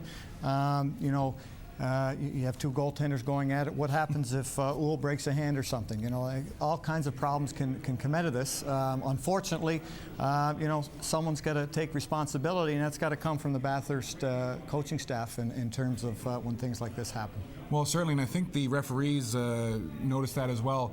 Really, the only one suffering from all that was Tremblay with the amount of penalties that he got. Exactly, and the Eagles deserve to go out and have some fun and try and fill a net. And the other guys made the bed; they're going to have to sleep in it now. And they certainly did go out and have fun. And one of the keys I think that we've noticed tonight is the injection of the newly reacquired Steve Villeneuve from Halifax. Exactly, he's such a calm, cool customer with the puck out there, and what he does on the power play is tremendous. First of all, he has a lot of respect in the league for his abilities back there. He's got a good shot and he handles the puck well, which spreads the defense out. And when you spread that box and defense out, if they're going to play him, that's going to leave down low open for some of these talented forwards who can do some damage. And so it's a two-way street if they want to collapse, and then he can use his big shot from the point as well. Now, without asking you to look into your crystal ball too much, down 7-0 on the road, having gone through what they've been through and being short man anyway, what can the coaching staff say, and what can we look for from Bathurst in that third period? Well, I'm not too sure we're going to see a whole lot more from Bathurst. You know, all they can do is go out there and try and play hard. And like you said, the Eagles have got some jump and they're skating now. They're going to have a tough time catching them. And from the Eagles' standpoint, they just got to continue to play hard and not to get lured into any more nonsense, because you know, they've got lots to lose here. Well, they certainly do have lots to lose. But after 2 periods of play, Cape Breton has played very well, taking it to an outmanned and an outgunned Acadie-Bathhurst T10 team. After 2 periods of play, the hometown Cape Breton Screaming Eagles 7 and the visiting Acadie-Bathhurst T10 no score. You're watching Eastlink Television right here at home.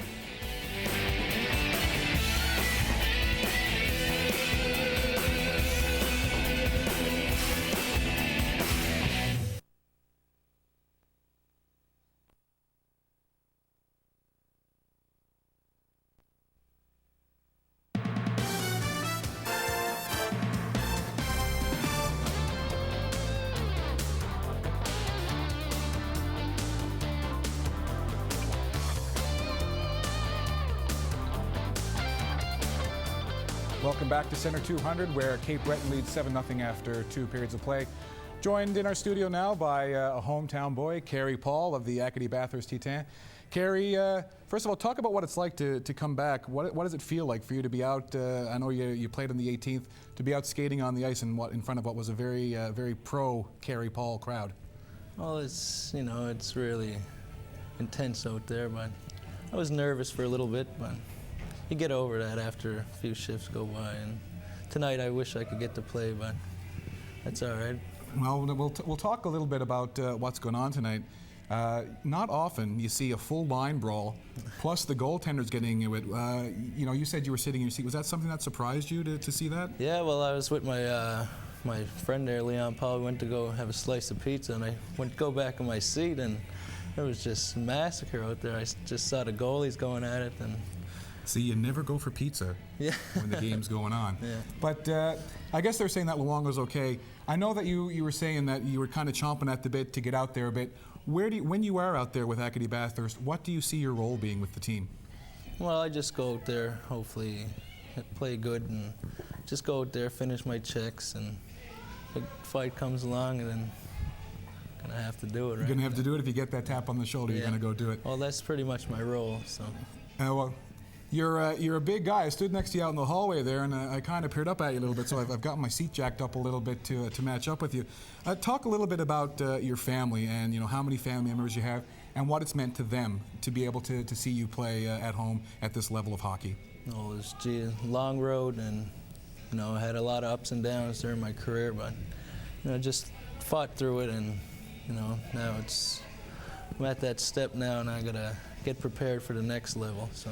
Well, talk a little bit. I know you're from Membertou, which is just a few minutes from where we are right here at Center 200.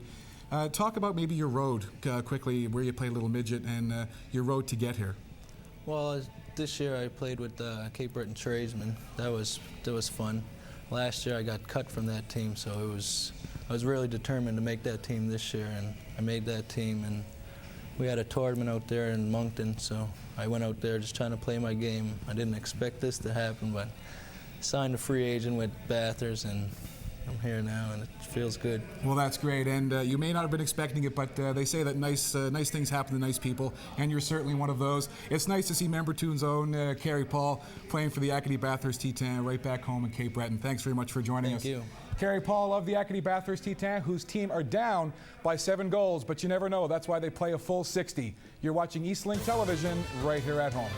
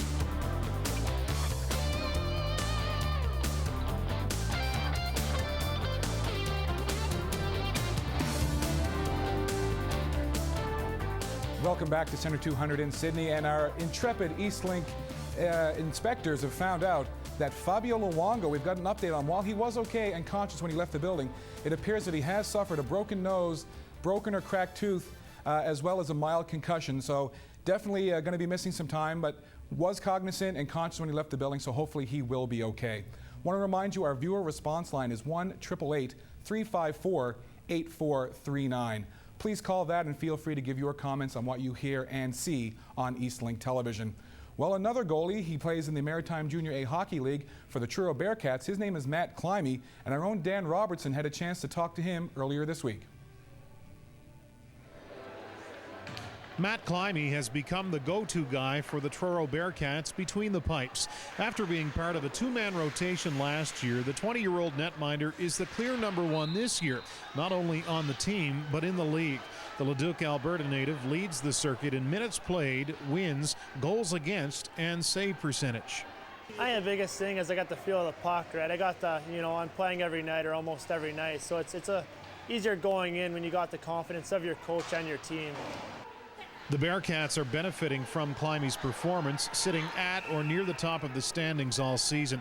Climie, a part-time student at the Agricultural College, credits the team's defense-first philosophy for the success. But a good team defense starts with a good goaltender. That's why the Bearcats acquired Climie 2 years ago. He believes that he's going to stop the puck. He believes that you're not going to beat him. And I think he said it last night after the Halifax game, the puck looks big. And when the puck looks big, makes it easy to stop. Another of Climie's strong points has become a necessity for today's goaltender. One thing is he's the best puck handler in the league, and now that there's no red line, he certainly helps himself there. He creates offense, and when you're the goalie, sometimes it's you versus the world when you're in the net. And for him, when he can move the puck out of his own end with the way he handles it, it's only helping himself. He's definitely one of the best puck handlers in the league for goalies. He's probably better than a lot of defensemen in this league, to tell the truth. I would say that, and his ability to focus and refocus after something bad happens, or even if something good happens, he's able to stay even keel pretty much. Remarkably, this is the 6th season of junior hockey for Climie, who's also played in Alberta and BC. So what does the grizzled veteran have planned for next year? I've talked to a few NCAA schools, Division I in the States, so I'm hoping to go that route. And if not, maybe play Atlantic University, maybe for St. FX, or a school around here, or maybe even East Coast. If Climie keeps playing the way he has, no doubt teams will line up looking for his services for years to come. He's doing a great job for Truro, and it'd be really great to see him catch on somewhere after his junior career is over. To remind you, our next broadcast here in Eastlink will be this Sunday, the 4th of January, when once again we'll be here at Cape Breton for the Screaming Eagles taking on their arch rival and interprovincial rival, Halifax Mooseheads. Game time there is 7 o'clock. For our more second period highlights, let's go upstairs to our commentators now, Dan Robertson and Paul McDonald. Thanks a lot, Scott. A lot of replays to show you from the second period, and a lot of pressure on that Bathurst net. And there's a shot from Picard. Nice play by Guillaume Demers. Puts it down on the blue ice, puts it in behind. That made it 5-0. Demers is 16th. And here's a pass from Demers out in front, and a nice play by Adam Parody. No more on the defensive side of the puck, puts it in. Smith over to Aslan, puts it upstairs, and that made it a 7-0 in favor of the Cape Breton Screaming Eagles. Morissette breaks through the D, puts it off Proteau and off the post. And again, Valancourt with a good chance, but no scoring. Here's second period summary. Demers, Parody, and Aslan for the Eagles. Shots 25-5, 41-15 overall. All goals in period number 2 on the power play for the Cape Breton Screaming Eagles. And again, the story of the second period, I guess you'd call it a brawl that broke out, started by Jonathan Tremblay. Again, what happened was Charles Fontaine in the first period put a big hit on Ryan Seymour, who's been out since then. It was clean, but Tremblay went after Fontaine, and then the fight started. The goaltenders get at it, Uhl and Luongo, and Uhl actually ended up going to the hospital. He lost consciousness for a while, but we're told he regained it and is much better as we take a look at Pascal Vincent. Why shouldn't he smile? His team up 7-0 here as we're almost set to drop the puck in the third period. And again, Charles Fontaine was at the bottom of that pile, Dan. He didn't receive any penalties. He didn't throw a punch, didn't do anything. So good call by Commander. He did a great job on that, I think, Todd Commander. Oh, he did. You're right. Sometimes you'll see a guy, just because he gets mugged, he'll get at least 2 minutes. But that was the right call, or the right no call, I guess, in that instance. Lassard and Doucette on the face-off to start the third, and we're underway. The Eagles up by a touchdown here, 7-0. Picard, he's been steady tonight. Who hasn't for Cape Breton? Bernier dumps it in. And Russo, who played very well in that second period. Again, shots very uneven in favor of the Eagles. puck comes into the crease and skated to safety by Robert. Picard, backtrack. Bernier's out there. I said the second period, I thought he had no goals in his first season, and he didn't. Just 6 assists in 49 games. Great year the next year, and at the end of that season, he's picked in the second round by the Canucks. Villeneuve, snapshot off of Courier. Behind the net it goes. And that puck is sticking. We saw it actually.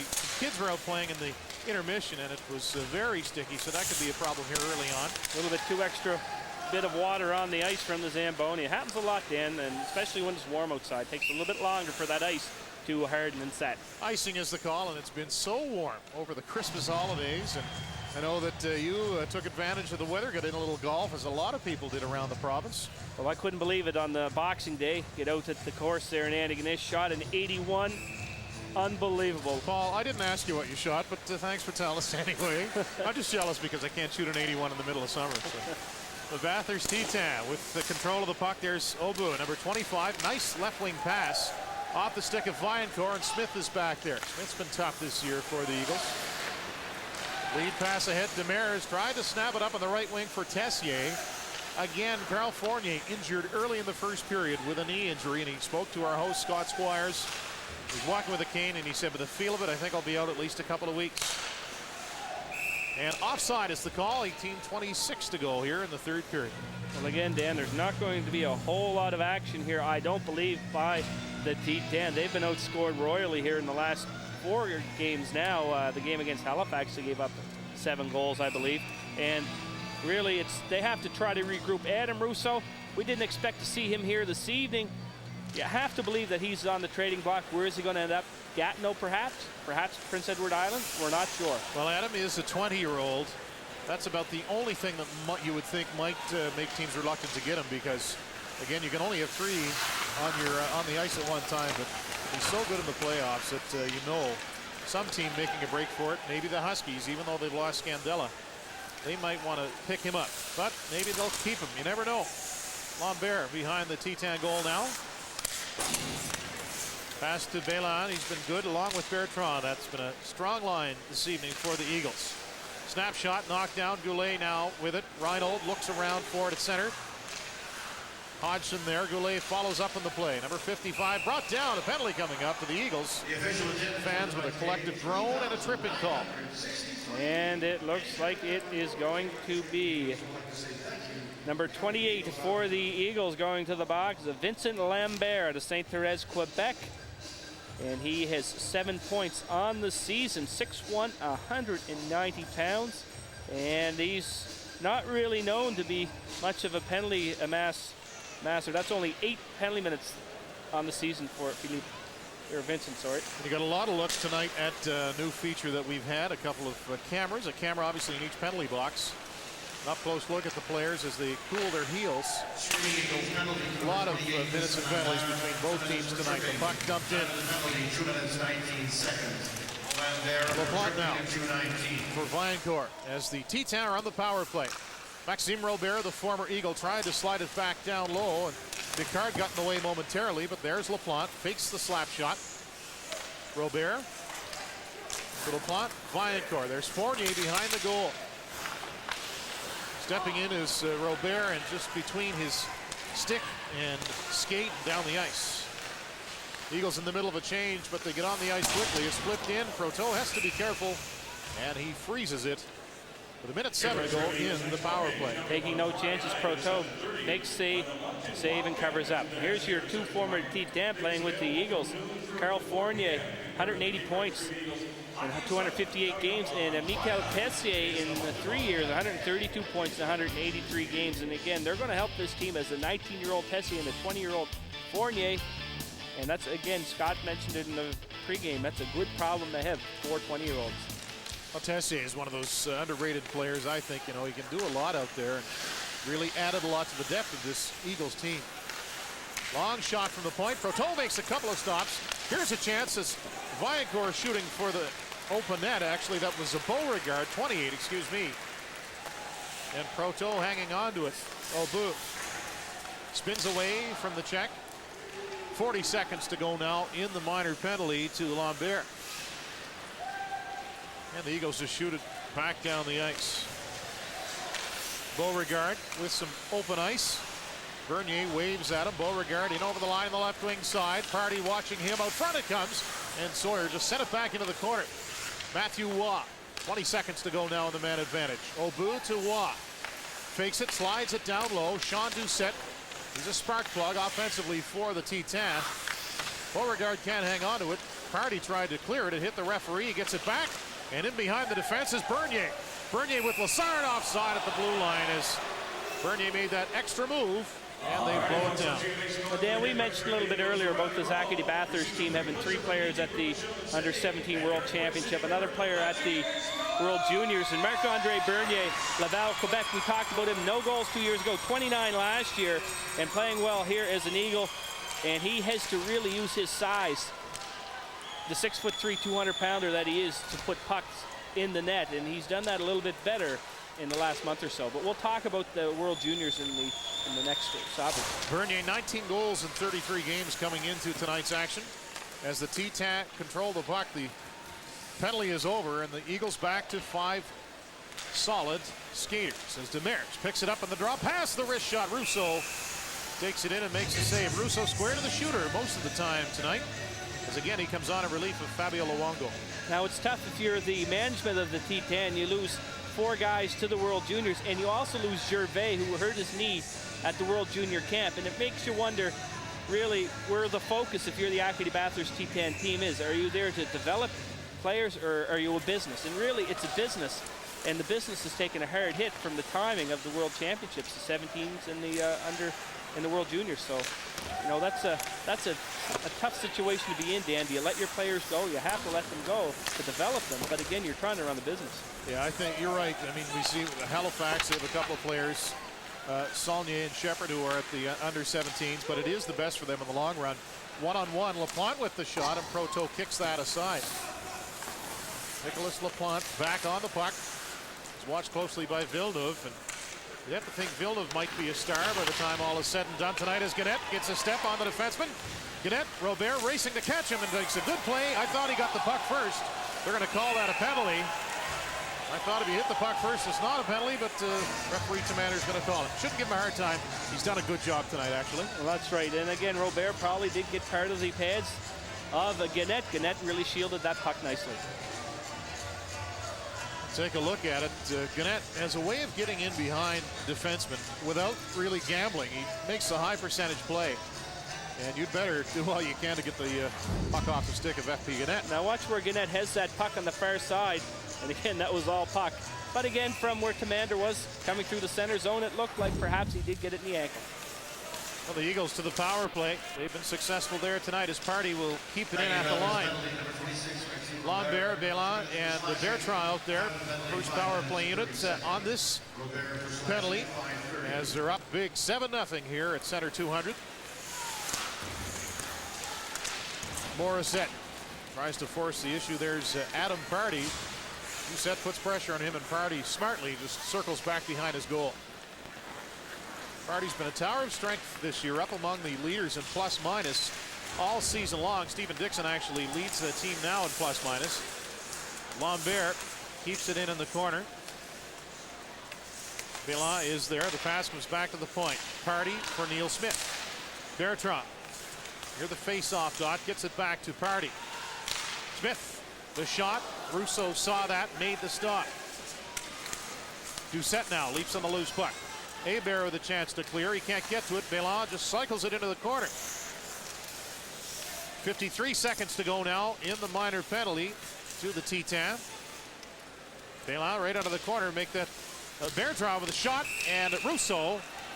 Puck goes in, but the whistle had already blown. And saw a couple of guys active tonight, penalty leaders. Let's take a look at the leaders before today's action. Andrej Wanteluk with 211. Let's add another 17 tonight, take her up to 228. Jonathan Tremblay, add another 29, 231. So he jumps over Wanteluk. And then we have Hand out of Baie-Comeau, 174. Saunders out of Moncton, and Wenzel out of Lewiston. And those guys have to really pick it up. They want to get those 2 guys from Acadie-Bathhurst. Saw Nathan Saunders there and spoke with a scout actually for the Anaheim Mighty Ducks who drafted Nathan. They say they really like his toughness. And want to see him just improve a little bit skill-wise, but he's really grown the last couple of years. Only 18 years old, a tough defenseman for the Moncton Wildcats. As Marc-Andre Bernier sets things up behind his goal. Bernier waits for Sawyer. Sawyer with the goal and 8 assists so far this year. Bernier up to the left wing, stops, puts it in behind the goal. Lassard, watched by Courier. Puck comes to Sawyer. He sees the cat to Lassard, and Rousseau just fell unaided. Lassard in a wide open net and missed. Puck shot down the ice. The penalty had expired to Robert, so we'll have an icing call with 12:22 to go here in the third period. The Eagles leading it 7-0. Now we had a look at the power play or penalty minute leaders there, and they're up around 230 minutes now. Just 2002-2003 last year, Marc-Andre Roy of the Baie-Comeau drag car, 653 penalty minutes. The year before, Pascal Morency from the Eagles had 596. So these guys have a long way to go to catch up to the record. I don't see how you can get 653 minutes of penalties in a season. But Roy did it last year. That's hard to do. Eagles keeping it in here. 5 skaters aside. Of course, they're without Dixon. Sear tonight is the extra 20-year-old. He sat out. And Tim Ramhold, who's playing for the Swiss of the World Junior Hockey Championships in Finland. So as good as this Eagles team has been tonight, they could have been even better. Puck comes back the line. Picard with an open goal. Rousseau races to get back. And a penalty coming up here to the Eagles as Tessier stares down Robert, his ex-teammate. There's Fournier racing in. Vaillancourt now down below the red line. 6 skaters out there for the T10. Fournier with room. Wrist shot. Man out front, Vaillancourt. He couldn't tip it. Stop made by Proteau. Tessier no slouch either, Dan, when throwing the fist. We saw a couple fights so far this year, and he won both of them. And now the T10 will go on the power play. Penalty taken down in the offensive zone by Michael Tessier in the 7-0 game. Tessier 32 points in 36 games coming into tonight. 55 minutes in penalties for the former Acadie-Bathhurst T10. There's a good look at Michael. And a face-off to the right of Proteau. Michael played in the World Under-17 Hockey Challenge, the 2001 version that we broadcast. And again, that's going on at St. John's right now. Here's a chance off the side of the goal. Roy. Good play to lift the defenseman's stick and get a hold of it. Look out. Lassard was almost off to the races there on the breakaway. So the offside, if he touches it, he just lets it go as the Eagles clear it down the ice. The T10 are on the power play here, trying desperately to get at least one against Francois Proteau, who came on in relief of Martin Houle, who got in a fight with Fabio Luongo. Party. All kinds of room for the rangy defenseman. He just shoots it down the ice, and the Eagles will change. Rousseau plays it around on the right wing side. Beauregard chips it ahead to Roy. He has Doucette with him. Leaves it for Beauregard. He picks his way to the line with the drive. He missed on the glove side. They line after it. He takes a bump from Roy. Steve Villeneuve sees a lane and shoots it down the ice. 1 minute to go on the minor penalty to Tessier. Maxime Aubu. Long lead pass on the left wing side. There's Hodgson. Goulet racing to catch up. The shot. Rebound. Goulet swiping at it. And Proteau alert on that play. Things really have quieted down since the second period. No goals here yet in the third. We're halfway through the frame. Villeneuve can't get there. Rhino out in the dying seconds of the power play. Half a minute to go on the man advantage. Goulet takes a bump and goes down. Rhino sets up on the hash marks. Courier tries to feed it through and can't. Rhino with some help from Hodgson. Stephen Goulet back to Courier with the drive, low and wide. Robert now, 10 seconds to go in the man advantage. Lassard doing a good job killing this penalty, forces the turnover. T10 keep it in momentarily, but the Eagles are away. 2-on-1. Lassard waits for the pass from Bertrand. He tried to feed it through. Courier, a good job to knock it back the other way, and there is Maxime Robert. He plays it off the ankle of J.C. Sawyer. Sawyer, the breakout pass, picked off by Morissette. Look out for Picard. He stepped up, looked like he was going to make a hit on Morissette there. LaPlante feeds it across the blue line. Fournier has a man out front. That's Vaillancourt. He spun, but couldn't get a stick on it. J.C. Sawyer now with 9 minutes to go here in the third. Bernier tried to walk around LaPlante. The puck came over the line. The late offside here, and Picard will take his time for the Eagles. There's Bernier. Bernier with Asselin and Tessier now as Tessier races over to the boards to try and pick it up. Laplante is there, takes a bump from Asselin. And Asselin plays his best ball when he's playing a physical game.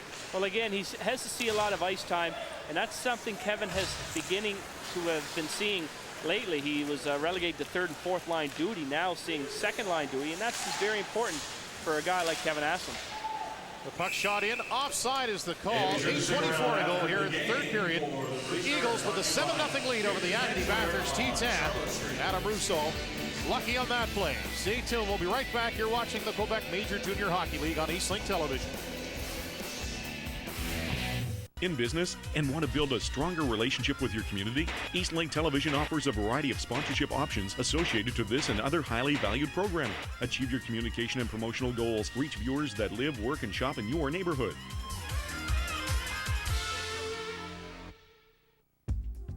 Want the inside scoop on player movements, injuries, and the latest news on the Halifax Mooseheads and the rest of the Quebec Major Junior Hockey League teams? Then read sports reporter Willie Paloff's game reports in the Herald. The Herald, proud sponsor of this Eastlink Quebec Major Junior Hockey League broadcast. Center 200 is the scene tonight here in Sydney. The Cape Breton Screaming Eagles up 7-0, and we want to remind you of some coming games here at Center 200. A full schedule for the month of January, just the first half of the month. Some classic teams coming in here, some marquee matchups, including Moncton, Gatineau, PEI, and Rimouski. Halifax, Baie-Comeau in there as well. 567-6378, the number to call for tickets. Adam Party to Neil Smith off the face-off. And the Ontario native just dumps it in along the dasher boards. Demers poking at it. Obu, the breakout pass to Watt. On the right wing side for Doucette. Party with looks like about a foot on him of leverage. Party 6'4" as Obu keeps it in at the hash marks, and Party just skates up, makes a play, and the outlet pass to Mikhail Tessier. Flip feed for Gannett. Look at Beauregard take it back the other way. A 3-on-1 materializing here for the T10. Beauregard waited too long. Didn't know what to do. Fontaine shoots it back the other way for Tessier. A 4-on-2 now, a 5-on-2 for the Eagles. Here's Demers to Gannett, right in, shoots in the save, rebound, another stop, Russo with 3 excellent saves. Again, Dan, he's unbelievable down low. That's where the stick was. He took the lower part of the net away. Gannett tried to put it through the stick, as did Jean-Claude Sawyer jumping up from the point area. And you watch where the shots are. You're not going to beat this guy down low. There's 2 chances, there's 3 chances. Pad, stick, glove. He stopped all 3. You have to go upstairs on somebody that's 5'9", and it's tried and been proven for years. If you're not big enough, you're not going to cover the top part of the net.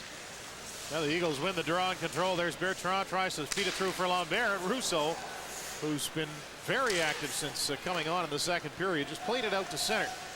Maxime Robert shoots it in. Hodgson in quickly in the forecheck. Robert plays it along the wall, but can't keep it in. Bertrand gets it to Lambert. Racing for the net is Sawyer. Lambert out front, and he couldn't get a stick on it. That is Sawyer looking for the puck. Racing in is Bertrand to help out. Bertrand down low behind the goal. Bailon spinning with it. Lambert out front. Bailon with no pressure on him, so he hung on to it. Hodgson turns and drills it around the boards. Reinhold just tips it out to Goulet. And a 2-on-2 now is Goulet down the left side out front. Good try for Reinhold. He reached and just tipped it wide. Some of these Bathurst forwards have to be tired. That bench has really been shortened up halfway through the game. And they were short coming in anyway as the T10 dump it down the ice. It's tough to have some jump left in your skates when this is happening, but let's have a look at the power play, or the penalty kill, sorry, for the Eagles. It's been at 92% since November 28th, the last game we did here on Eastlink. In the 11 games since, the Eagles have only allowed 4 goals, and that's at a 92% pace, up a little bit now. They're number 2 in the league, just behind PEI at 88.7%. So again, that's really working well, and tonight, with tonight's penalty kills, that definitely jumps it up over 89%, so they could be #1 in the league. The power play has been better, running at 20% since our last game, and tonight it's been running exceptionally well. So the Eagles currently running in 11th place. They'll jump over Lewiston and Baie-Comeau. Just a matter of time before they get to the middle of the pack in the power play. 7 different scores tonight for Cape Breton so far. Lessard, Hoff, Villeneuve, Gannett, Demers, Party, and Aslan. Giving the 7-0 lead for the home team as Lessard gets it back to the point. Alexander Picard. Puck takes a crazy hop right to Aslan. And a good play there by Obu to clear it out of the crease as Bernier was waiting there for the Eagles. Steve Villeneuve in his first game back here with Cape Breton at center 200. Played a whale of a game, 3 points. And very solid on defense. Puck turned over. Aslan with the shot. May have tipped off the skate of Morissette and wide. Obu just turns right into the hit of Aslan. And a penalty coming up to Kevin Aslan, who really just stood his ground. And again, Aslan's so strong, and sometimes he gets a little bit over-aggressive, and Commander, wanting to keep everything under control here late in the third period, elects to make that call, and really trying to keep things under control, and Todd Commander again makes a good call against Kevin Aslan. Aslan a little bit, at times, Dan, too strong for his own good if that could be such a problem, but again, another call. And hopefully, Dan, we won't be doing a game with the Maple Leafs and Ty Domi gets in the penalty box with those cameras. He must have broken about 10 already in the NHL. Yeah, we got to be careful, you know, expensive items, and we have them positioned pretty smartly down there. So I think Aslan could see that one, though. He looked right in there and gave us a toothless grin, so we appreciate that. The T-Tan back to the power play. They've had their chances with the man advantage tonight, but haven't been able to solve either Martin Houle or Francois Protos in goal now. Shots are 48-21 in favor of the Eagles. Waugh dishes off. Tried to skate past Smith with it, but couldn't do it. Neil Smith will play it down the ice. So Maxime Robert, Maxime Courrier, Sean Doucette, Thomas Beauregard, and Matthew Waugh, the 5 skaters for the T-10 here with the man advantage. To the line, but no further. And offside will be the call here with 1:07 to go in the minor to Kevin Aslan. Well, Dan, if you're one of the 3,963 people here tonight at Center 200, you're going to leave here happy with the way that your team has played. 4 goals in the first period. Lessard, Hoff, Villeneuve, and Gannett. And then Demers, Pardy, and Aslan in the second period. And again, this is a record-setting night for Maxime Lessard. Most games played in the Cape Breton Screaming Eagle uniform here with game number 266. Obu with the T-Town, the power play, has it at the point. He's pressured up high, gets the shot away, tipped neatly by Goulet, but he missed the net with it. Rhino races in to help out. There's Picard, number 15 for the Eagles. Off the glass, and Morissette can't keep the puck in the zone. 40 seconds to go now in the T-10 power play. Obu weaves his way to the line. The headman pass, a neat move by Hodgson. His shot off the stick of Picard. There's Goulet. He's pressured by Villeneuve. Maxime Obu at the left point. Coming in is Morissette in the circle. Reinhold takes a look. He is an open man. That's Obu. Pass for Morissette with a shot and deflected out of play. So even when the T-10 have chances tonight, Paul, the Eagles forwards and defensemen are getting sticks in the way and skates and making it hard for them. Again, no bounces going the correct way for the T-10. Sebastian Morissette goes to the box. He has seen a lot of ice time here this evening. And again, working well. T-10 control the draw. There's Robert playing it into the corner. LaPlante can't hang on. Bertrand there for the Eagles. Has a chance to clear and does. That'll do it for the minor to Aslan. With 3:25 to go here in the game, the Eagles are back to 5 skaters aside. LaPlante, long breakout pass, too far. And to Fournier, he almost gave it away to Aslan. We raced in. Aslan with it now in front, makes a move. The splits by Russo, the save, and another stop right at the goal line. Adam Russo has been terrific since coming on in the second period. 50-21 the shots now in favor of the Eagles. Been all Cape Breton Screaming Eagles here this evening. What more can you say, Dan? 7-0. And again, Aslan going towards the net after coming from the penalty box. There's 2 chances And again, Russo takes the lower part of the net away perfectly. You gotta like it when a guy is working as hard as he can when he's down 7-0, and that's what Russo's done. A lot of these T-Town players have, actually, and it's gotta be tough for them. They're obviously fatigued with a short bench. Guys like Beauregard, who has the puck now, have worked hard all game long. Beauregard toward the front of the net, and through the crease it went. Demers will pick it up with speed. Shovels it ahead. Tessier tried to make a move around Morissette. It comes back the other way. Turnover again. Demers ahead to Tessier. Demers races, gets the pass back. Right in. Good move, but reaching out was Courier to slow him down. Puck to the line. There's Doucette to Beauregard with a shot. It doesn't get through. Waugh. He tried to get one on goal as well. There's Morissette. His pass goes right to Guillaume Demers. And he gives it to FP Gannett, drops it to Tessier. Back for Gannett. FP behind the goal, puts it out front. And the T-Town will have a chance to clear, but Gannett lifts the stick and grabs onto the puck. Gannett in the circle, back to Picard. Cross ice for Villeneuve. Snapshot. Russo makes the stop. It goes right to Tessier out front. And Gannett couldn't get it on his stick. It just went past him and down the ice. The T-Town shoot it. And with 1:52 to go, they relieve the pressure with an icing. Well, Dan, it's really survival time now with the fittest for the Acadie-Bathhurst T10. Again, it's been a long road for them in the month of December with the World Juniors, with the World Under-17 Championship. You have 5 guys out of the lineup, 5 important players. Matthew Carroll, we saw him in Halifax. Quarterbacks that power play, a great player. And it's tough. It's really tough to go down through Nova Scotia, play teams with the talent of Cape Breton and Halifax, and expect to win. The Eagles dump it in here with 1:35 to go in the game. Reinold shoves at Smith near the line. Smith gave him a dirty look, but that's all. Belin into the forecheck. He changes direction, tries to come right out with it. Stops him. Here's a chance as Lambert got the shot away, but it was deflected over the goal. Good aggressive play out of the corner by Belin, who tried to stop it in. Goulet shoves Smith into the boards. Now here's a shot as Lambert's drive went off the skate of Maxime Robert. Puck shot out to center ice. Adam Pardy now with it as the T-Town make a change. Pardy sneaks by the check of Obu. Out front it goes. And it comes to LaPlante with speed to center. Nicolas LaPlante stops. Wrist shot. Deflected wide. We've seen so much of that tonight. Adam Pardy now. You see 45 seconds to go. You know the T-Town will be glad just to watch that old clock wind down to 0. Alex Picard for Adam Pardy. Left wing to the captain, Lassard. Good cross-ice feed. It just jumped over the stick of Bernier, who bumps with Hebert. Marc-Andre Bernier takes his time. Here's the one-timer by Picard. Bernier looks for the loose puck in the slot. Shot, and he just missed on the blocker side.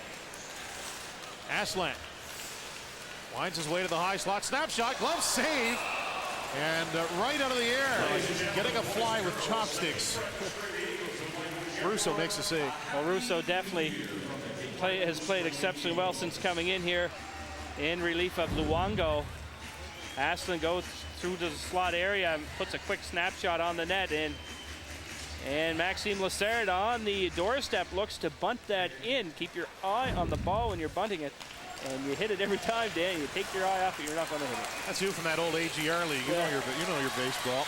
Well, the fans who are still here were quiet for the second half of the game, but now they applaud their screaming Eagles, who outshoot the T-Town 53-21 and beat Bathurst by a score of 7-0. Well, stay tuned. When we come back, we'll have some more analysis from John Hanna. We'll have 3 stars, highlights, and much more. You're watching the Quebec Major Junior Hockey League on Eastlink Television.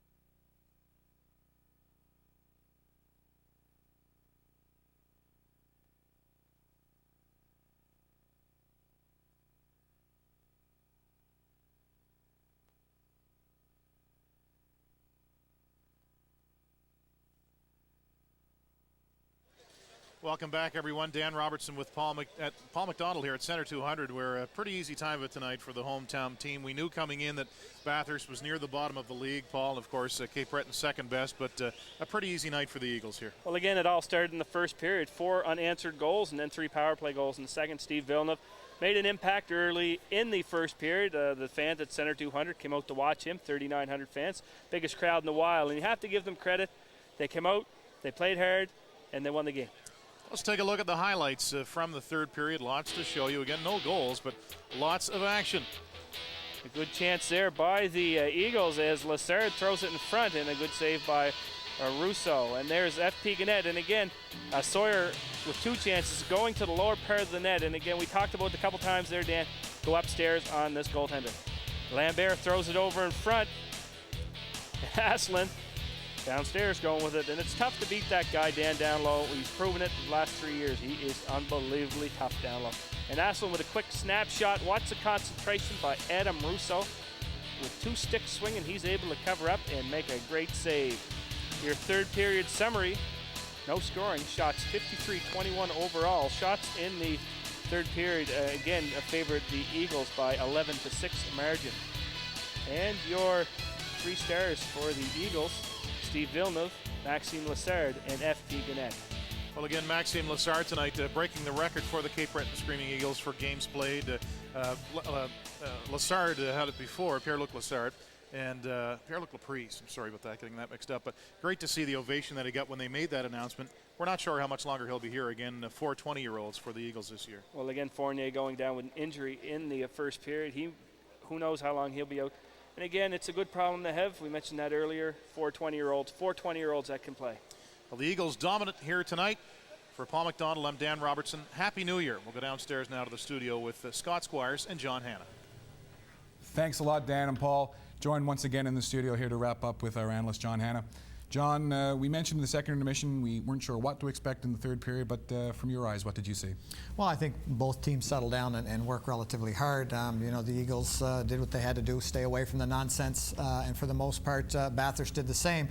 But hats off to Adam Russo, who came in that third period and absolutely being down 7-0 and stood on his head. And here's a kid who's got a future in this game, who just went out and competed and enjoyed playing. Well, you mentioned Russo, and there were some crazy rumors flying around during that third period that got down here that Russo had been traded. We checked with some team officials, and they assured us that that's not the case. But I mean, you're going to hear lots of that between now and January 9th, especially with a quality player like Russo. Well, no question. He would be a hot commodity in this league right now for a team wanting to take a run at championship. And you'll hear all kinds of rumors, and they won't be the first nor the last. Some of them true, some of them aren't true. It's all part of the fun and games that take place at this time of the year. True enough. And touching on the trade rumors, do you think the injury to Fournier will alter any plans that Cape Breton might have had, or do you think they already know where they're going? Well, I would think they know where they're going at this point. However, if an injury is serious enough, you know, who can tell? Hopefully he's okay. From the reports are he should be okay. But again, that's a big decision Pascal Vincent's going to have to make in the near future. And in covering games earlier this year, we talked about the fact that Cape Breton's power play was anemic, needed some work. They seem to have turned that around now, and you touched on it earlier, but talk about how the addition of Steve Villeneuve has injected some life into that and where their power play is going. Yeah, well, we know he's a quality offensive player and a quarterback on the power play. That's one thing. Talent can take you a long way, but I think he instills a lot of confidence in the players he's playing with, and I think that's the shot in the arm that this team needed. And confidence is such a big part of the game, whether it's 5-on-5 or on the power play, and you can see out there tonight, if this is any indication, they're well on their way. That's for sure. Few power play goals mix into a 7-0 win as Cape Breton takes the victory home over Acadie-Bathhurst. Remind you that our next broadcast will be on Sunday, the 4th of January. 7 p.m. is game time there, when we'll bring you the Halifax Mooseheads coming in to take on their interprovincial rivals, the Cape Breton Screaming Eagles. Let's take a look now at what Cape Breton has got coming up over the next little while. Some home games coming up there, not the least of which you see contests coming up against Rimouski. There's all kinds of great seats available there as we're taking on also first place Gatineau, PEI, some great interconference rivals there. Please call the number on your screen, give the box office a call, and make sure you pick up some tickets and come on down and watch the game. Well, thanks very much on behalf of our analyst, John Hanna. Thanks for stepping in tonight. Great job on your behalf. And on behalf of our commentators, Paul McDonald and Dan Robertson, and all of our hard-working Eastlink crew, I'm Scott Squires. Thanks for watching, and good night.